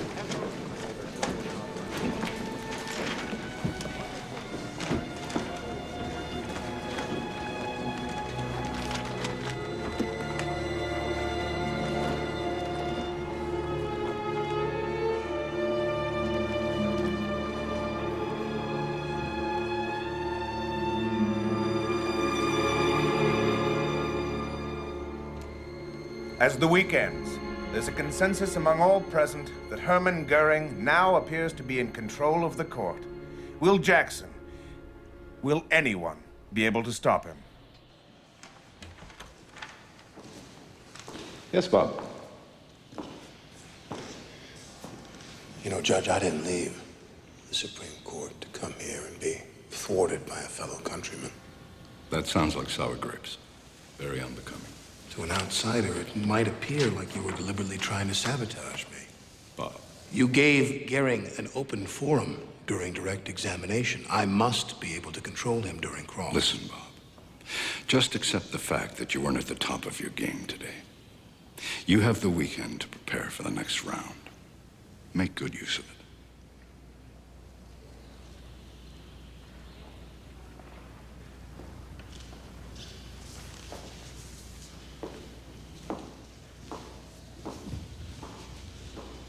Da dee da dum, da dee dee dee dee dee, da da da dum, da dee da da, da dee da dum, da dee da da da dum, da dee da da da da da da. Not hungry, sir. Oh, I'm too excited to eat. Did you hear what I said? My reply when he asked me why I did not resign? I lectured him about loyalty. You should have seen Jackson's face, his face. It's a totally foreign concept to him. You know, if I didn't know better, I would say Jackson was a Jew.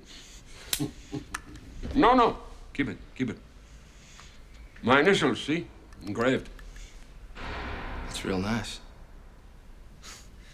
I'm never gonna forget this. I know, Lieutenant. I know. Sit down. You know, my friends call me Tex. All right, Tex. Let me tell you something, Tex. America will soon learn that they are backing the wrong philosophy here. We should both be together fighting the forces of communism. You think? Oh, yeah. You think? Yeah. Yeah. I think we both think, huh? Yeah.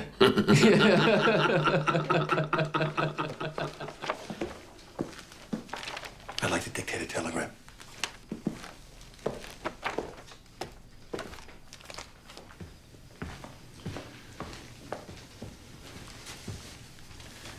President Harry S. Truman, the White House. Mr. President, please accept my resignation as Chief Prosecutor for the Nuremberg trials. Bob? And appoint a replacement at the earliest possible... Bob, I'm not writing this. I won't. You saw today that I'm not up to this task. Now, I could stay out of pride and unravel everything that we've all worked so hard to accomplish here, or I could step aside. Bob, you are this trial. Everything it is, everything it represents is from inside you. Your thoughts, your values. I tasted failure today and realized what that would mean, not only to myself, but to everyone connected with this proceeding. The only way they can triumph over you is if their values are stronger than yours. If they believe in their ideals more than you believe in yours. Is that true, Bob? Does Hermann Goering actually believe in his ideals more than you believe in yours?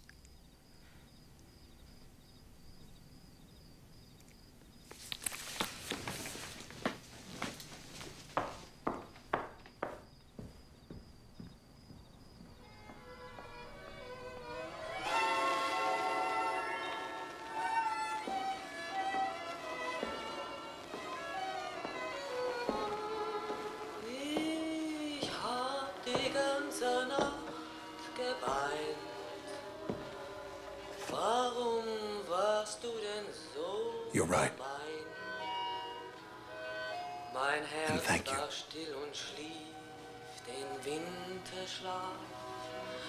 Es wachte auf mit Fieber, als dein Mund mich traf. You're welcome. Ich hab die ganze Nacht geweint. Warum lässt du mich nicht allein? Denn ich verbrenne, wenn ich liebe.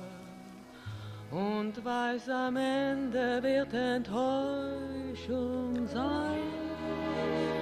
Ja, ich hab gefühlt, dass ich... Now, look here. What happened wasn't entirely your fault.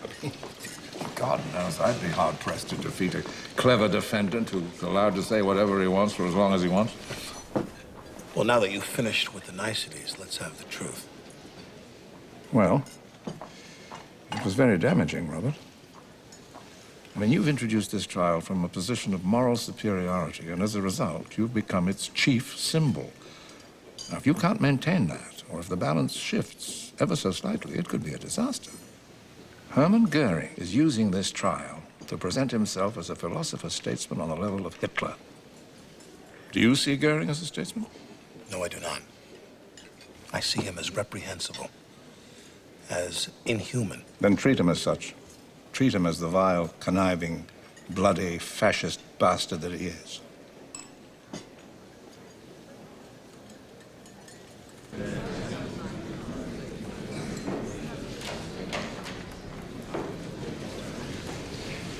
All right, where the hell is he? He'll be here.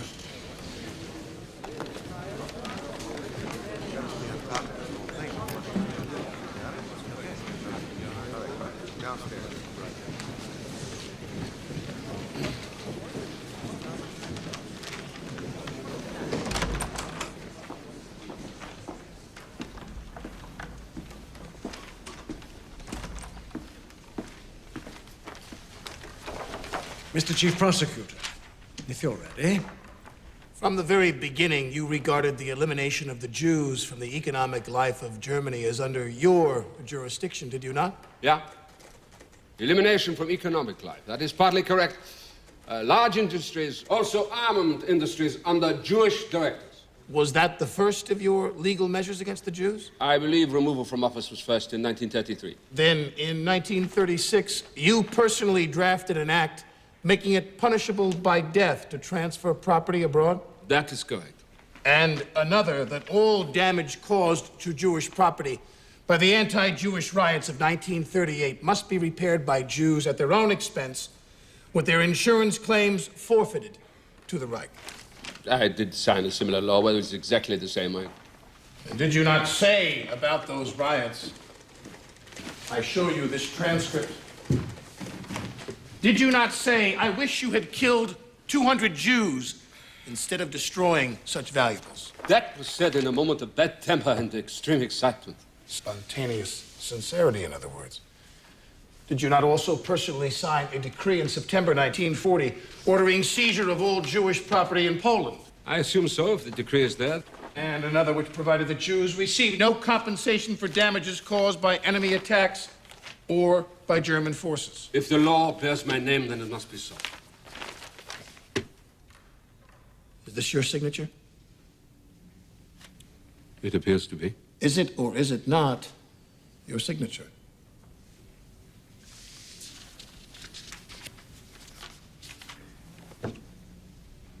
It is.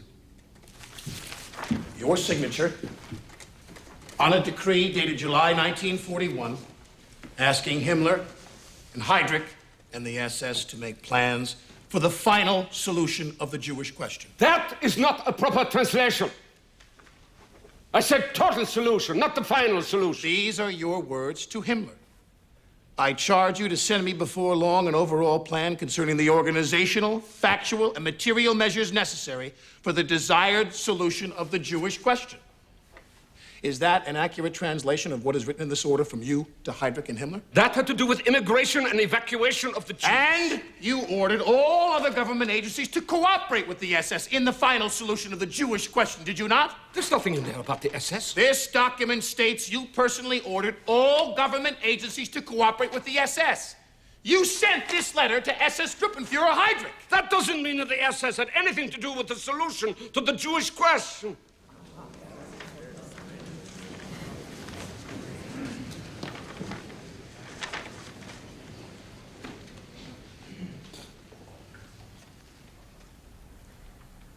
Would you mind repeating that? I must say this clearly. I did not know anything that took place or the methods that were used in the concentration camps later. These things were kept secret from me. And I might add that, in my opinion, even the Führer did not know the extent to what was happening.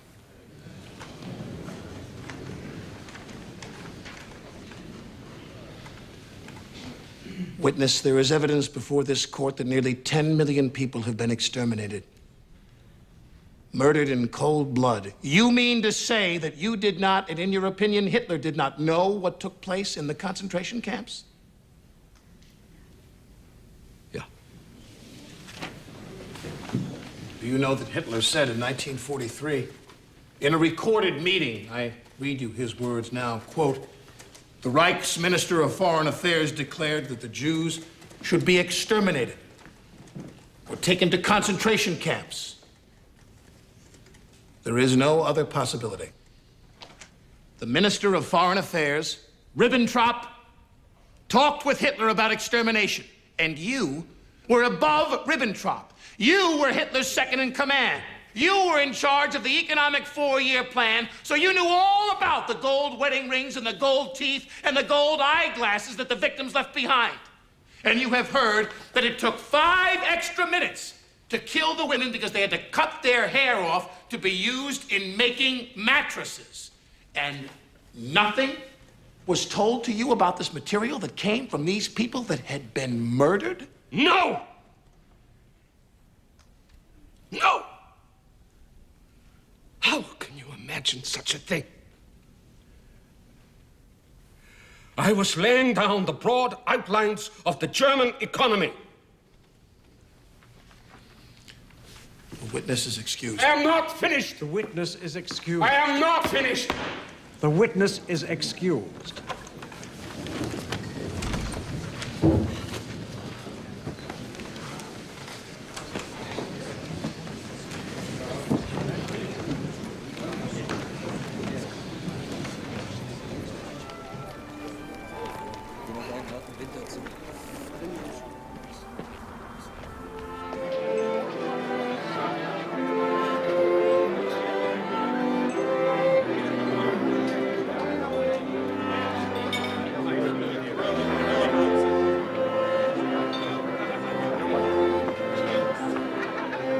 Know what would have been a great touch?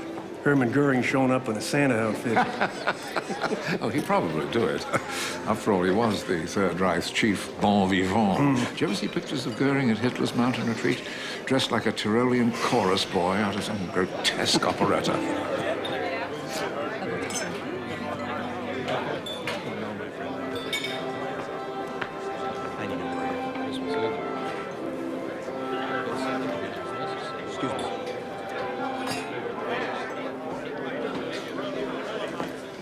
Leaving so soon? Some of the defendants asked me to come by tonight on a Christmas Eve chat with their rabbi. You know, the trial is about to enter a new phase, a very important one, in which the defendants will have to choose between stonewalling and evading or taking responsibility for their actions. Now, you are the best chance we have to influence that choice. Here, Hassel?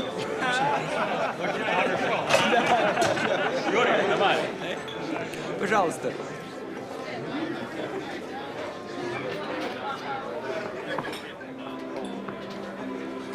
Frau Hassel? Is something wrong? Do not ask me to serve the Russians, please. But they're our guests. My son was killed on the Russian front. Okay, I'll take care of this. Go to the kitchen.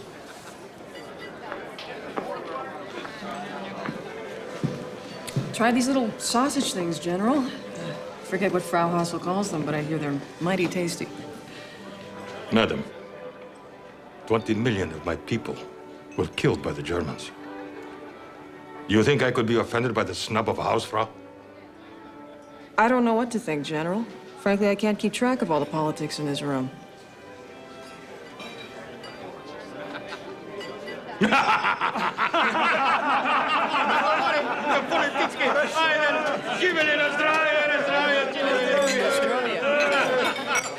Russians sure don't disappear in a crowd, do they? No, they suffered more in this war than any other country. Must be doubly painful to attract such little sympathy for it.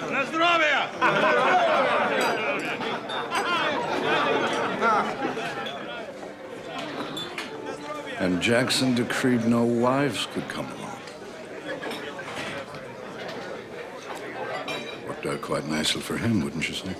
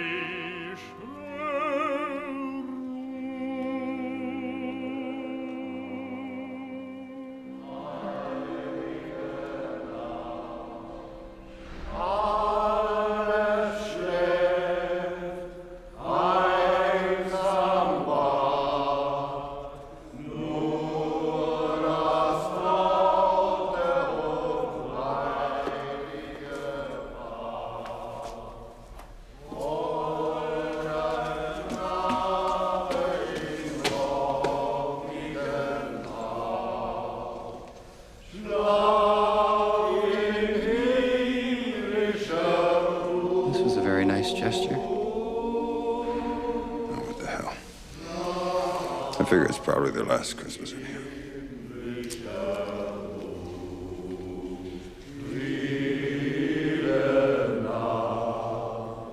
Merry Christmas, Colonel.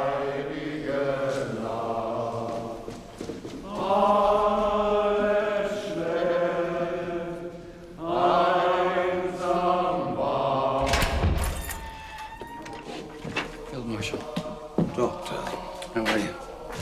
I'm so glad that you are here. Please, sit. You are the only one I can really talk to. But you don't talk to me, Field Marshal. Not really. I tell you everything about my family. Yes, but not about you. I would like to understand how a man like you, a man of your background, could have drafted an instrument like the commando order. Allied soldiers found behind enemy lines were shot rather than captured. Or the night and fog decree, suspected resistance members were arrested in the middle of the night and secretly murdered. Because of you. I know. I am dying of shame. Don't you think it's time you admitted that to the rest of the world?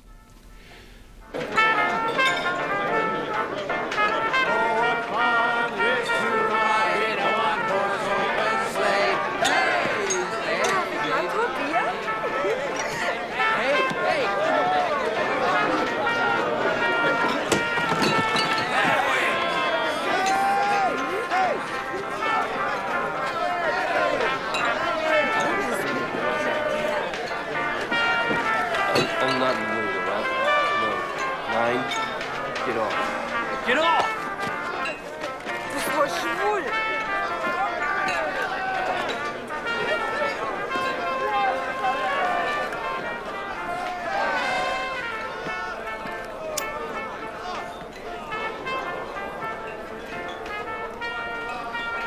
You were signing orders that broke international laws and treaties. How could you not question what you were doing? Does the lieutenant say to his captain, "Just a minute, sir. I have to consult the Hague Convention to see if I am allowed to carry out your orders"? If we had disobeyed, we would have been arrested. And rightly so. And you realize without the support of his generals, Herr Jodl, Hitler could not have waged war. It is a soldier's duty to obey orders. That is a code I have lived by all my life. And that code extends to the people who ran the death camps?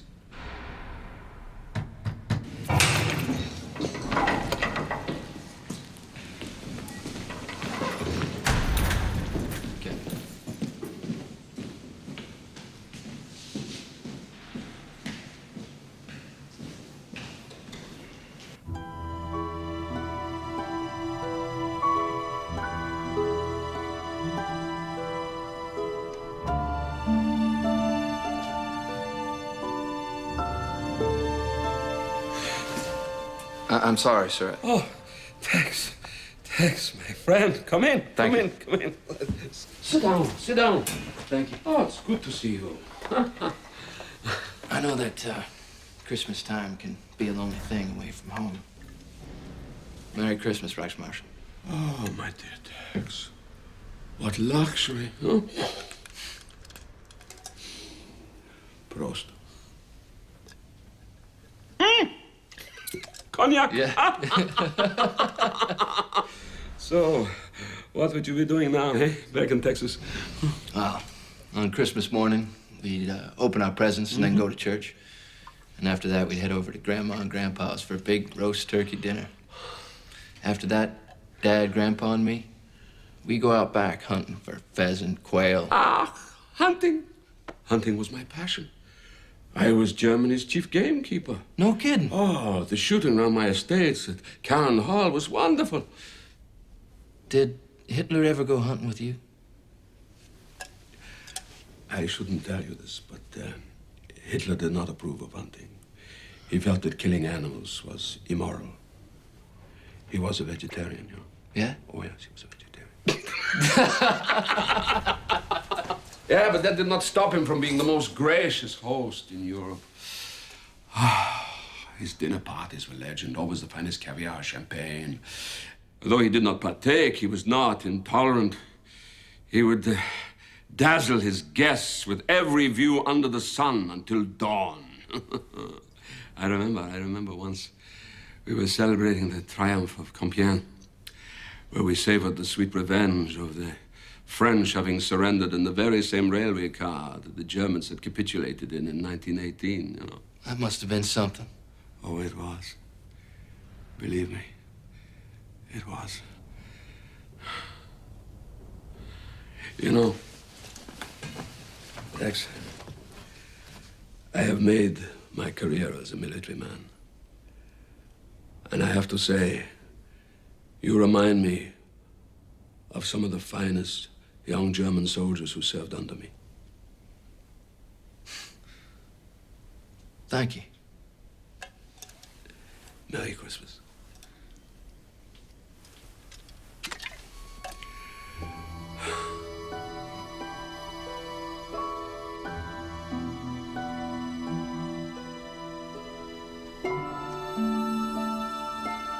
Hello, America. As Christmas descends upon this sad and broken city, I'm here inside her great palace of justice. And on this Christmas Eve, as we're filled with thoughts of peace on earth, it is here that the future of peace may well be determined.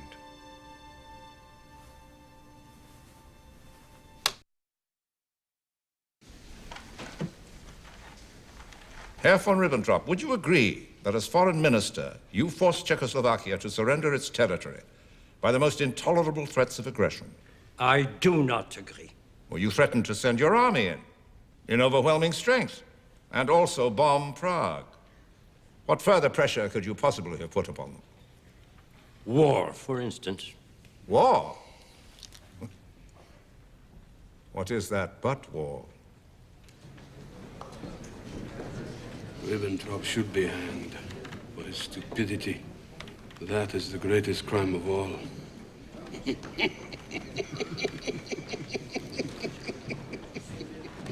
In your newspaper, Herr Schleicher, you wrote that the Jews are a nation of bloodsuckers and extortionists.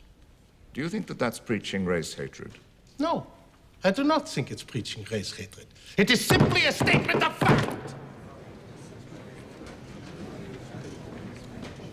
Dr. Funk, you were president of the Reich Bank during the war. I was, yes. And you accepted unusual deposits into your bank, didn't you? I do not know what you refer to. I am referring to deposits sent to you by the SS from concentration camps. I have no knowledge Inside the Reich Bank vaults, there were literally piles of jewelry. Gold watches, gold earrings, gold eyeglass frames, and gold teeth.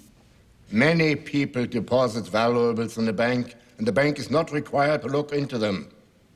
Prior to 1939, exactly how many of your customers deposited their teeth into your bank?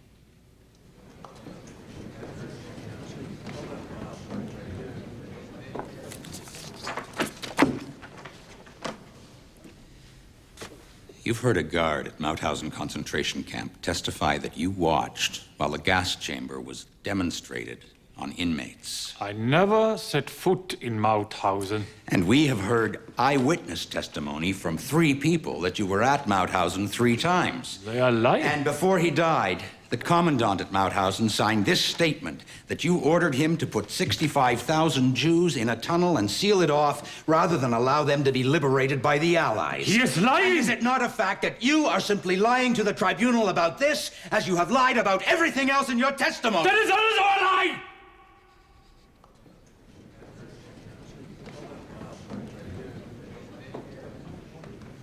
Kaltenbrunner has asked the commandant of Auschwitz to testify in his defense. If that's a joke, I don't get it. I don't get it either, but it's no joke. The British have him in custody, and they've agreed to transfer him here to testify. Maybe Kaltenbrunner just figures he'll look better by comparison. Wait a minute. We're not really going to allow this, are we? Let the guy walk in, say God knows what on the stand, give Kaltenbrunner an alibi? Might be a cheap price to pay, though, for the opportunity to cross-examine him later on. During the entire time you were commandant of Auschwitz, did Ernst Kaltenbrunner ever visit the camp? No. Not once. Never. Thank you. 1 minute, please.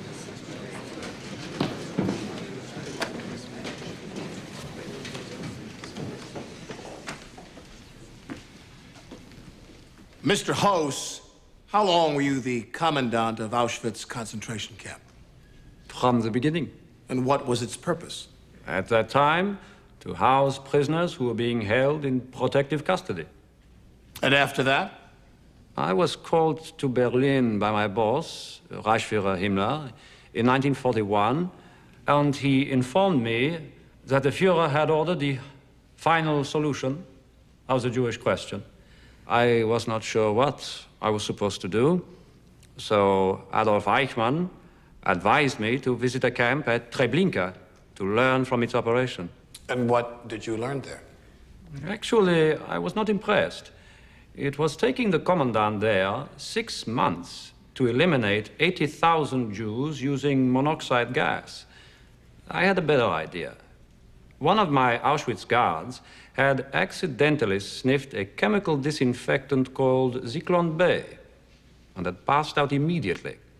It occurred to me, if a little of this chemical killed lice, enough, perhaps, would kill a human. I tested it on Soviet prisoners of war locked in a room, and it worked. Within 3 to 15 minutes, they were dead. And then? I built gas chambers to accommodate 2,000 inmates at a time, compared to Treblinka's 200. And I built 4 large ovens to cremate the remains. It became possible to eliminate 10,000 people in 24 hours. But that was at peak operation, which was exhausting for my staff. On the average, we would dispatch 2,000 people a day. How many men did it take to dispatch 2,000 people a day? I had a staff of approximately 3,000 men. And during your tenure at Auschwitz, how many people did you dispose of in this fashion? Approximately 2.5 million.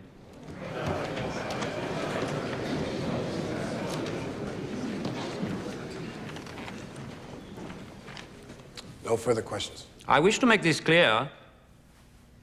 I did not tolerate gratuitous cruelty. My men were there to exterminate people, not torment them.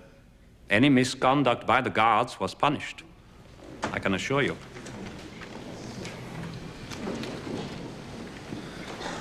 The witness is excused. Court is adjourned until 9 o'clock tomorrow morning.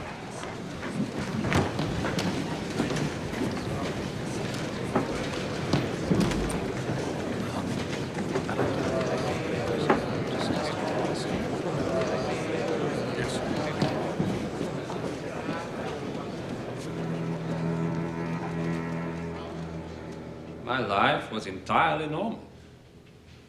Even while doing this extermination work, I would say I led a perfectly normal family life.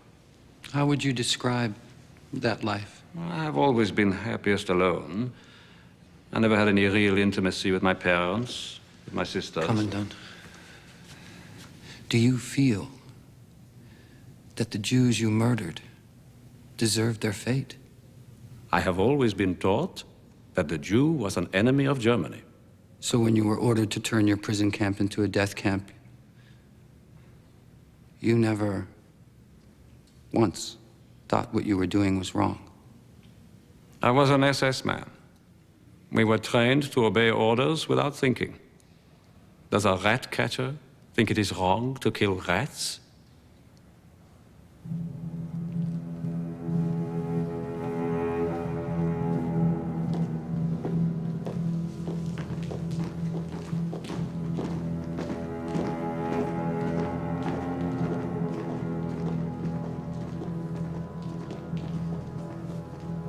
A rat catcher catching rats. Is that the kind of thinking it takes to carry out state-sanctioned mass murder? Not just blind obedience, but also a belief that your victims are not human. Let me ask you this. What was Hiroshima? Was it not your medical experiment? Would Americans have dropped bombs as easily on Germany as it did upon Japan, killing as many civilians as possible? I think not.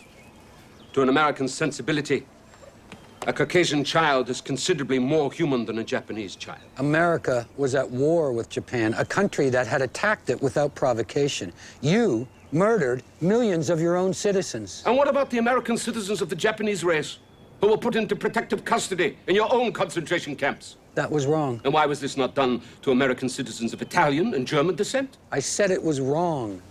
And what about the Negro officers in your own army? Are they allowed to command troops in combat? Can they sit on the same buses as the whites? The segregation laws in your country and the anti-Semitic laws in mine, are they not just a difference of degree? Let me tell you, from the beginning of the century, through the First War, until the rise of Hitler, the Freemasonry of the Jewish merchants consistently undermined the German economy and the nationhood of the fatherland. That is why we made anti-Semitic laws, and why you, my friend, can never understand anti-Semitism. Why? Because you are a Jew.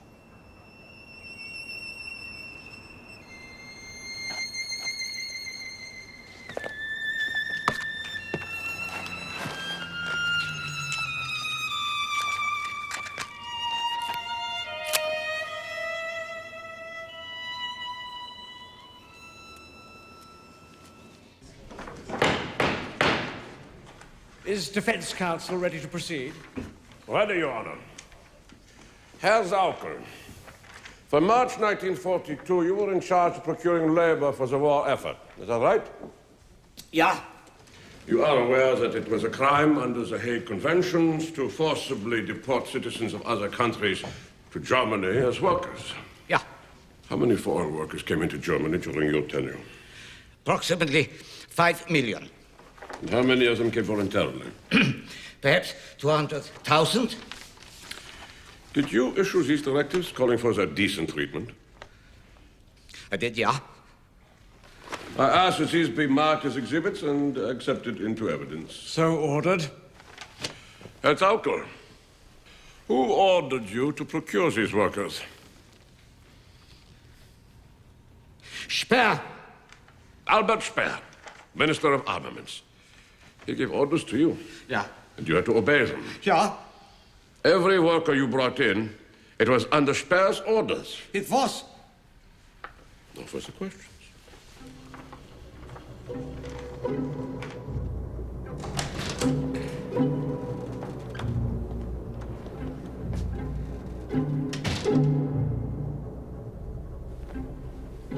I know this is unorthodox, Mr. Dutt, to request an audience with you, the man assigned to cross-examine me. Well, there's nothing very orthodox about this whole trial, Dr. Speer.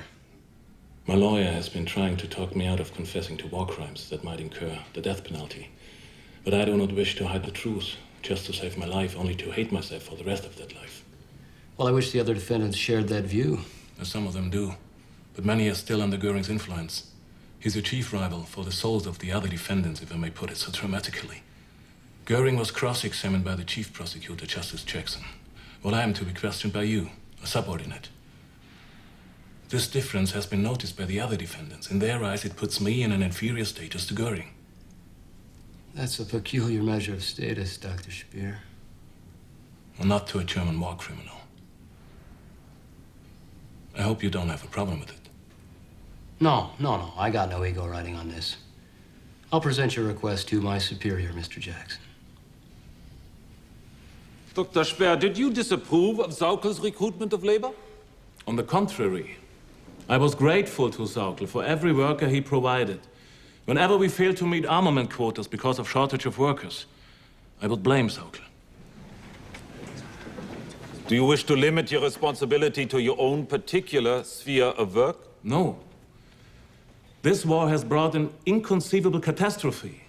As an important member of the leadership of the Reich, I share in the total responsibility for the disaster of the German people. But Dr. Speer, near the end of the war, did you not refuse to carry out Hitler's order to raze Germany to the ground? I have no intention of using my actions during that phase of the war to help me in my personal defense. But I would like those who sit in judgment of me to understand that period. In March of 1945, Hitler intended deliberately to destroy the means of life for his own people if the war were lost. He said, let the Allies conquer nothing but ashes. But you resisted his wishes, sending him instead this memorandum. Could you read it to the court, please? Nobody has the right to destroy industrial plants, coal mines, electrical plants, and other facilities. We have no right to carry out destruction which might affect the life of the people. Signed, Speer. We have heard here that people were shot for disagreeing with Hitler. Is this true? That did happen. And yet, not only did you disagree with him, but early in 1945, you actually made a plan to assassinate Hitler.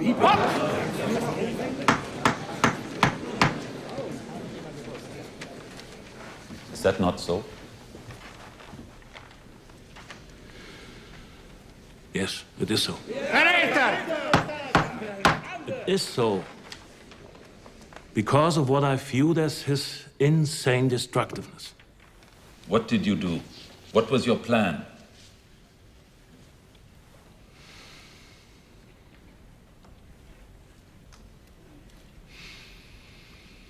I knew of an air intake shaft in the Reich Chancellery Garden that ventilated the Führerbunker below. I went to the head of my munitions department and said, there's only one way to end this war. And asked him to get me a poison gas to drop into the ventilating system. But the next time I went there, they had built a 12-foot chimney protecting the ventilator. And SS guards were patrolling there, so it came to nothing.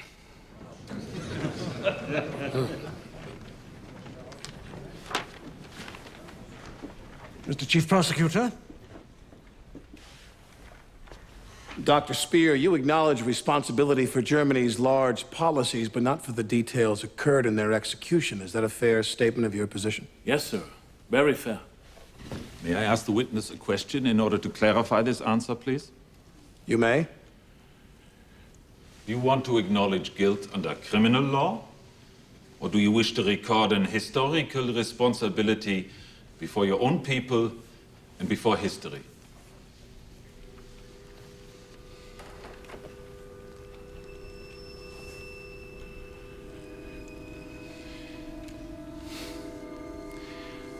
The question is a very difficult one to answer. It is actually one which the tribunal will decide, and its verdict.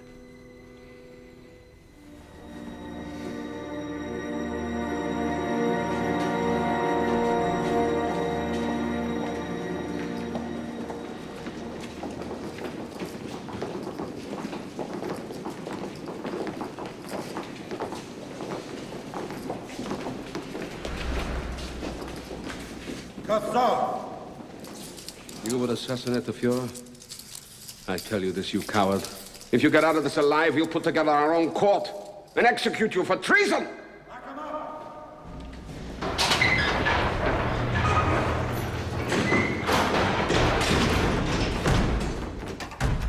As a German officer, I consider it my duty to answer for all I have done. It will not always be possible to separate guilt from the threads of destiny.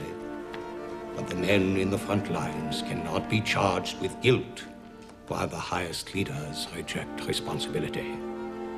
That is wrong. It was my guilt. And unworthy. Which I carry before God and the entire German nation. That I educated the youth of Germany for a man who I considered to be an impeccable leader and head of state.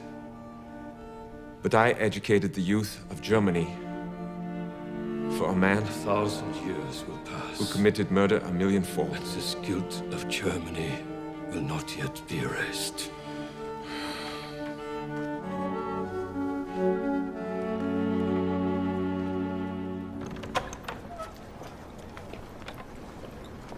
Afternoon, Captain. The prisoners aren't allowed visitors. I am the wife of Reichsmarshal Goering. This is his daughter. No exceptions, ma'am. Frau Goering. Frau Goering. Hi, my name is Captain Gilbert. Hello? Nice to meet you. Would you have a moment to spend with me, to talk? Yes? Very good. This is Ada. Hello, Ada. I'm Captain Gilbert. Do you like chocolate?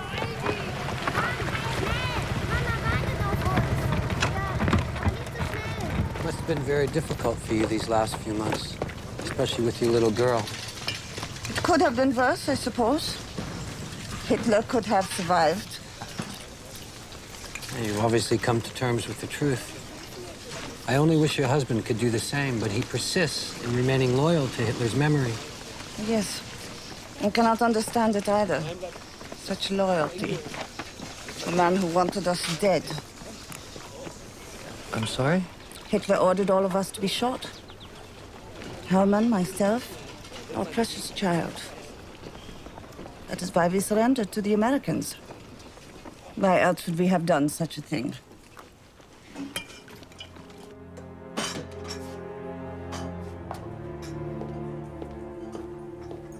I went through my notes last night.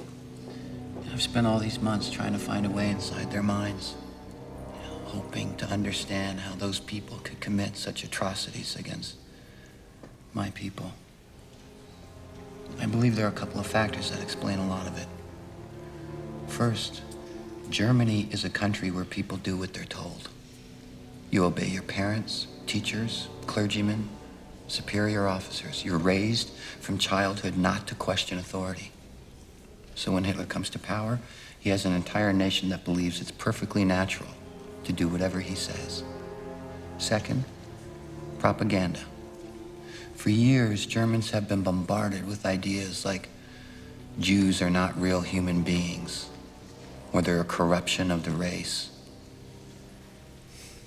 So when the government says it's permissible to deny Jews their rights and then says it's imperative to kill these inferior people, they comply, even if they've been your friends or neighbors.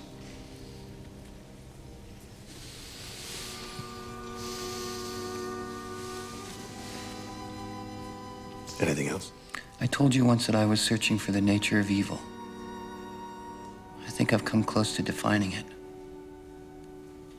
A lack of empathy. It's the one characteristic that connects all the defendants. A genuine incapacity to feel with their fellow man. Evil, I think, is the absence of empathy.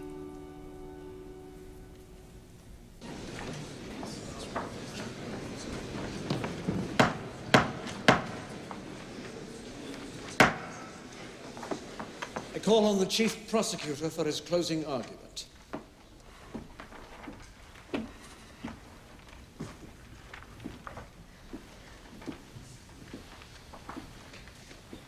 Mr. President and members of the tribunal,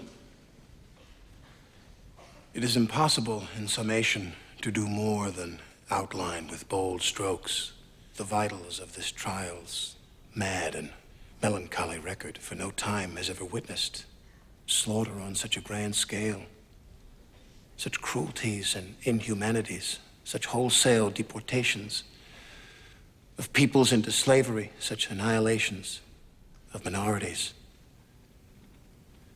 Events which will live as the historical text of the 20th century's shame and depravity. Terror was the order of the day. Civilians were arrested without charges, committed without counsel, executed without hearing. Villages were destroyed, the male inhabitants shot or sent to forced labor, and the children scattered abroad. The Nazi movement will be of evil memory in history because of its persecution of the Jews, the most far-flung and terrible racial persecution of all time. So thorough and uncompromising was this program that the Jews of Europe as a race no longer exist, thus fulfilling the diabolic prophecy of Adolf Hitler at the beginning of the war. Generations to come will remember this decade. If we cannot eliminate the cause and prevent the repetition of these barbaric events, this century may yet succeed in bringing the doom of civilization. The time has come for final judgment, and if the case that I present seems hard and uncompromising, then it is only because the evidence makes it so. A glance at the doc will show that despite quarrels among themselves, each defendant played a part that fitted in with every other, and all advanced a common plan. It was these men among millions of others, and it was these men leading millions of others who built up Adolf Hitler. They intoxicated him. He, of the psychopathic personality, with power and adulation. They fed his hates and aroused his fears. They put a loaded gun in his eager hands. It was left to Hitler to pull the trigger, and when he did, they all, at that time, applauded. Hitler's guilt stands admitted, by some defendants reluctantly, by some vindictively. But Hitler's guilt is the guilt of the whole doc, and of every man in it.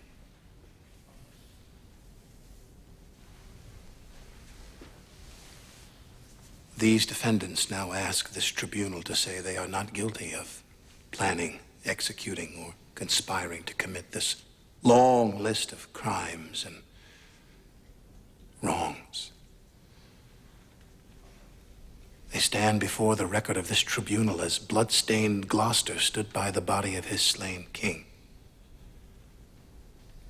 He begged the widow as they beg of you. Say I slew them not. And the queen replied, then say they are not slain. But dead they are. If you were to say of these men that they are not guilty, it would be as true to say that there has been no war. There are no slain.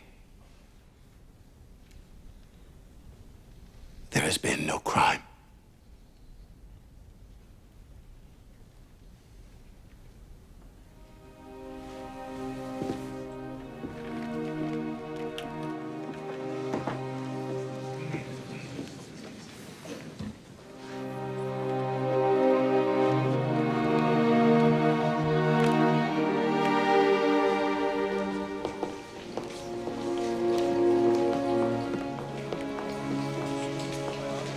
Captain? Jews escalate fight for homeland. It's ironic. Well, after everything that's happened over the past 10 years, I don't blame the Jews for wanting a homeland. One of many ripples we'll see from this war. And from this trial. Shall we? Yeah. The defendants may now make their final statements. Defendant Hermann Göring.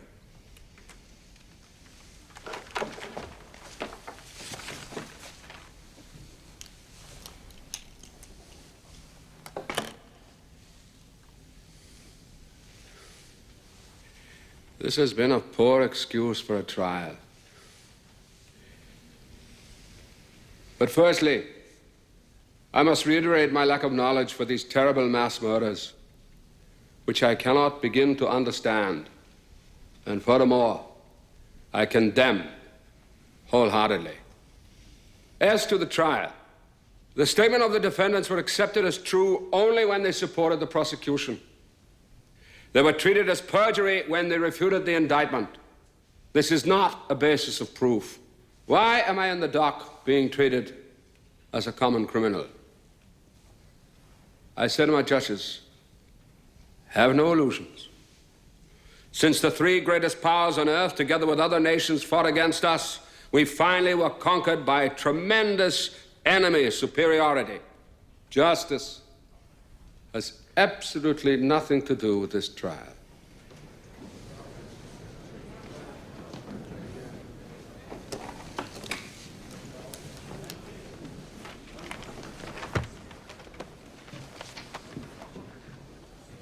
Defendant Albert Speer.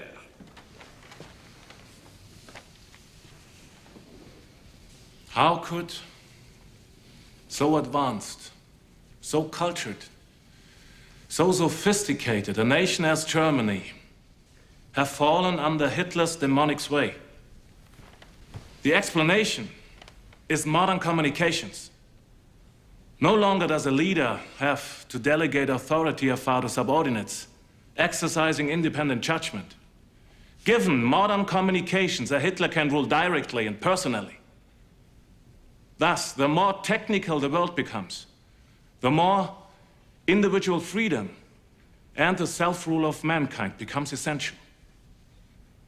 This war has ended on the note of radio-controlled rockets, aircraft approaching the speed of sound, submarines and torpedoes which can find their own targets, atom bombs, and the horrible prospect of chemical warfare. In 5 to 10 years, this kind of warfare will offer the possibility of firing rockets from continent to continent with uncanny precision. Through the smashing of the atom, it will be possible to destroy 1 million people in New York City in a matter of seconds with a rocket serviced by perhaps 10 men. A new large-scale war will end with the destruction of human culture and civilization. That is why this trial must contribute to the prevention of such wars in the future. A nation believing in its future will never perish. May God protect Germany and the culture of the West.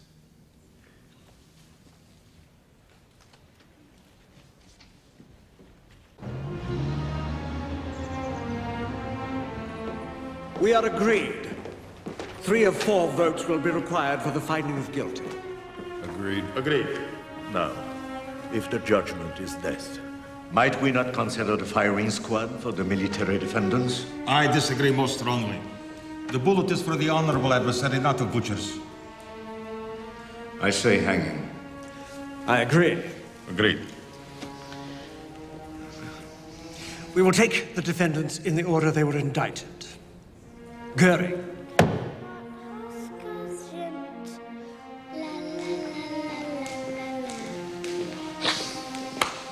Bravo, bravo. Bravo, bravo.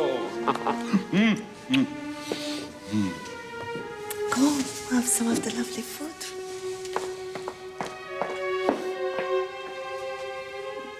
There is talk that you will all be hanged. I won't be hanged. That I assure you. That I pledge. Perhaps the court will send you to an island, like Elba, and we could join you there.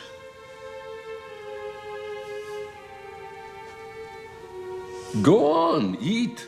Eat. Do you think that we would be allowed to take some of the food home with us?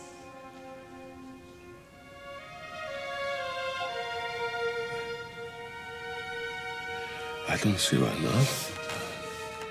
The charter clearly states that following orders may be considered in mitigation of punishment. Maybe, not must be. You have become such beautiful young ladies.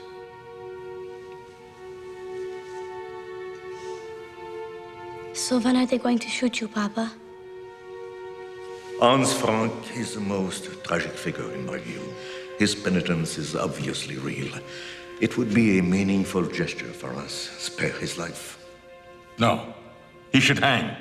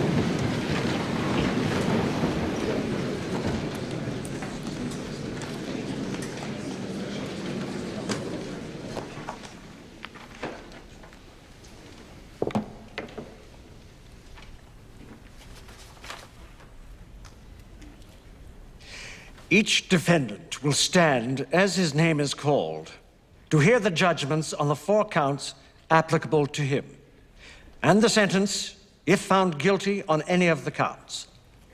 The counts, numbered 1 through 4, are conspiracy to commit aggression, the commission of aggression, crimes in the conduct of warfare, and crimes against humanity.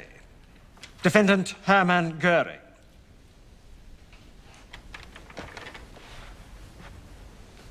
The tribunal finds you guilty on all 4 counts and sentences you to death by hanging. Rudolf Hess. On the charges of crimes against humanity, the tribunal finds you not guilty. But we find you guilty on counts 1 and 2, and thereby sentence you to imprisonment for life. Admiral Wilhelm Keitel. Guilty on all 4 counts. The tribunal sentences you to death by hanging. Defendant Hans Frank. The tribunal finds you guilty on counts 3 and 4 and sentences you to death by hanging. Julius Streicher. Guilty on count 4, crimes against humanity. Death by hanging. Defendant Schacht. The tribunal has come to the conclusion that the evidence against Hjalmar Schacht has not been established beyond a reasonable doubt, and therefore finds that Schacht is not guilty on this indictment. Quiet, please. The defendant, Karl Dönitz, guilty on counts 2 and 3. The tribunal sentences you to 10 years imprisonment. Foreign Minister von Ribbentrop. Guilty on all 4 counts. The tribunal sentences you to death by hanging. Ernst Kaltenbrunner. Guilty on counts 3 and 4. The tribunal sentences you to death by hanging. Baldur von Schirach, guilty on count 4, 20 years in prison. Alfred Jodl, on all 4 counts, guilty. Death by hanging. Hans Fritzsche. Not guilty. Franz von Papen, not guilty. Walter Funk, guilty on counts 2, 3, and 4. The tribunal sentences you to imprisonment for life. Defendant Fritz Sauker, guilty on counts 3 and 4. Death by hanging. Defendant Albert Speer. The tribunal finds you not guilty on counts 1 and 2, but you have been found guilty on counts 3 and 4. Albert Speer, the court sentences you to 20 years imprisonment.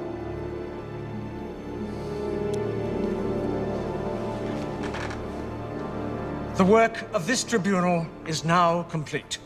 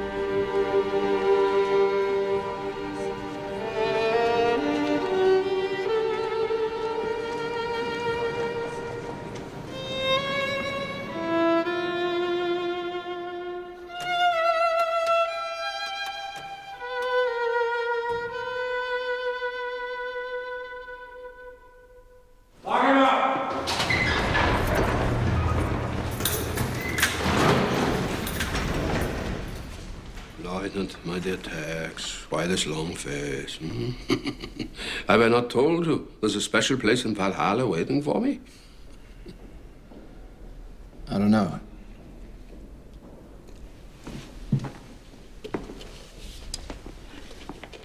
I just thought things might have turned out differently, that's all. Well, you know, they might have done. But for one very unfortunate thing. Those mass murders. I must tell you, I could not see their purpose. They were absolutely unnecessary. They made no sense from a nationalistic point of view. Our legacy has been forever tainted.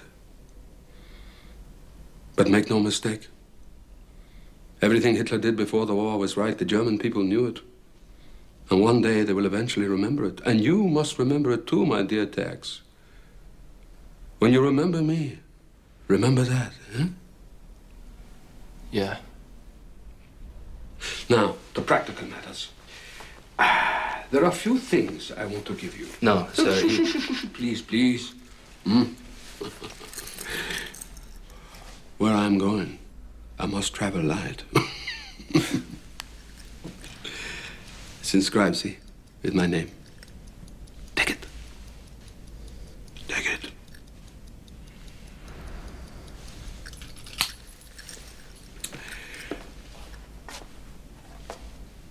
The few valuables I have, they are in my blue briefcase in the baggage room. Can you retrieve that for me, my dear Tex? Yes, sir.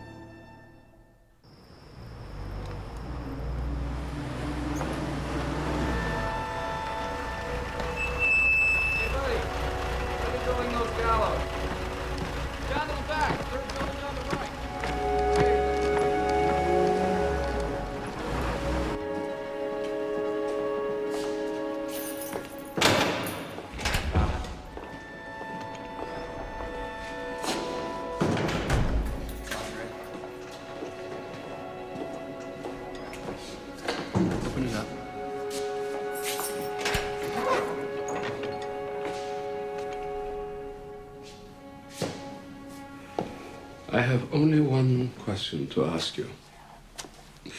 Is there absolutely no possibility that I may be allowed to face a firing squad and die a soldier's death? None. Just as well. I hear the Americans are very poor shots. Now, if you'll excuse me, I must write a letter.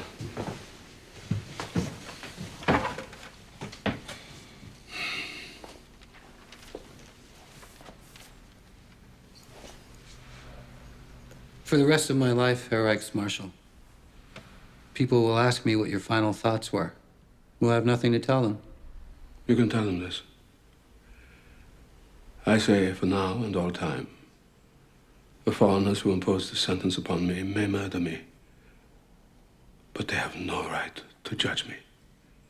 That I deny them.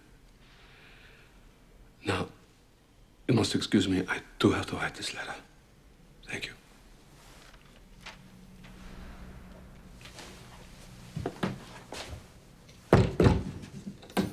My one and only sweetheart. My life came to an end when I bade you farewell for the last time. Do not grieve, my dearest one. Since then, I have felt at peace with myself and consider my death a deliverance. All my thoughts are with you and our own dear sweet child. My last heartbeats of our great and eternal love.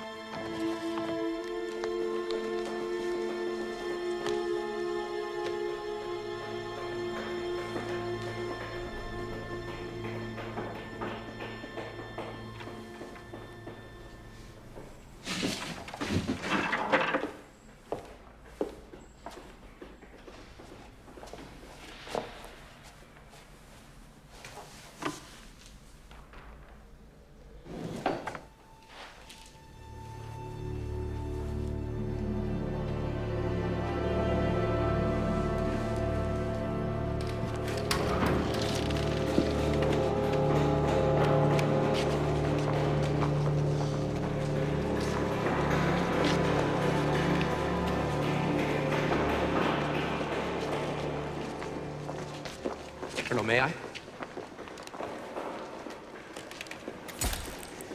You got what you want. I got it, sir. Gentlemen, follow me.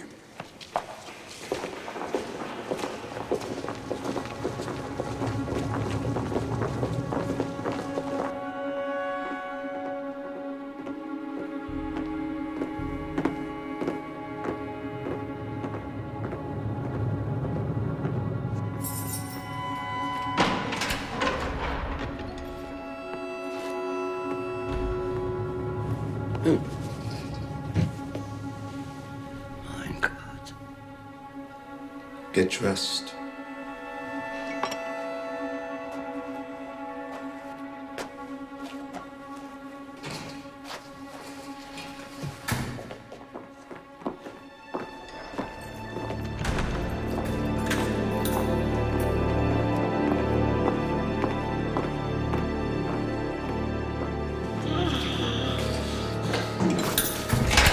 Get a doctor!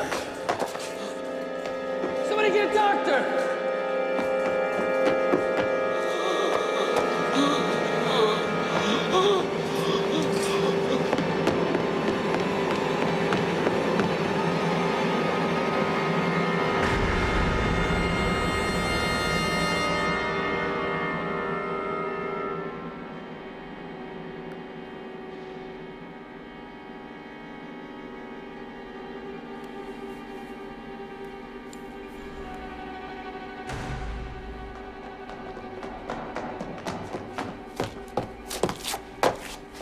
Cyanide.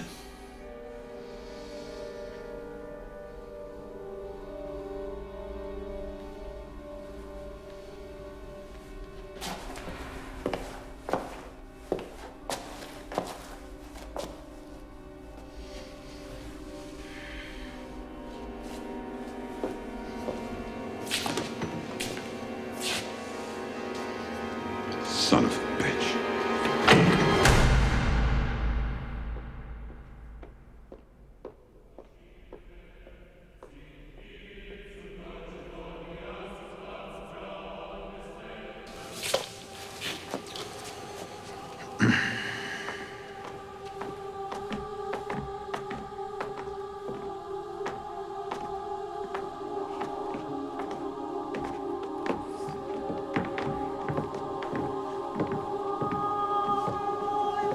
State your name.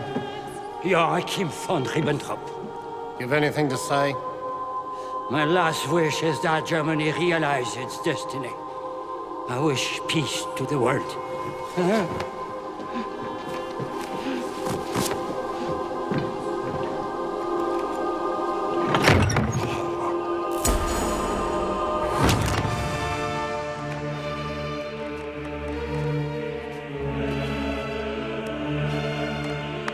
You have anything to say? I now join my sons. Deutschland über alles.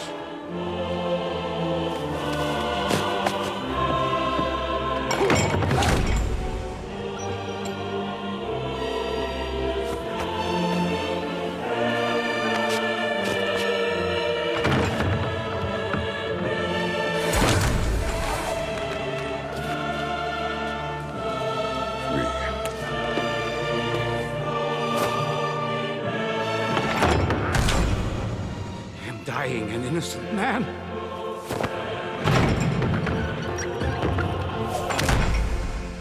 I ask God to accept me with mercy.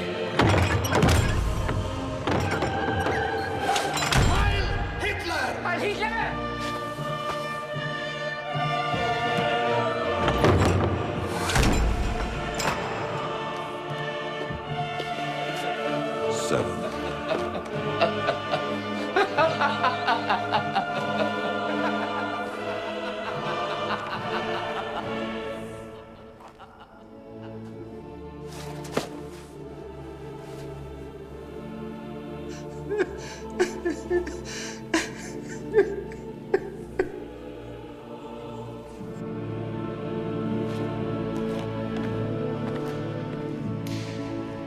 All cleaned out, everything. He sells them and he's scrubbed clean. Nothing's to be left. Nothing.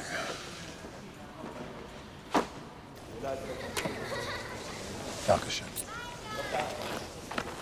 Thanks. You know, when we get home, we've got some decisions to make. Some personal decisions. Bob, let's just wait till we get home.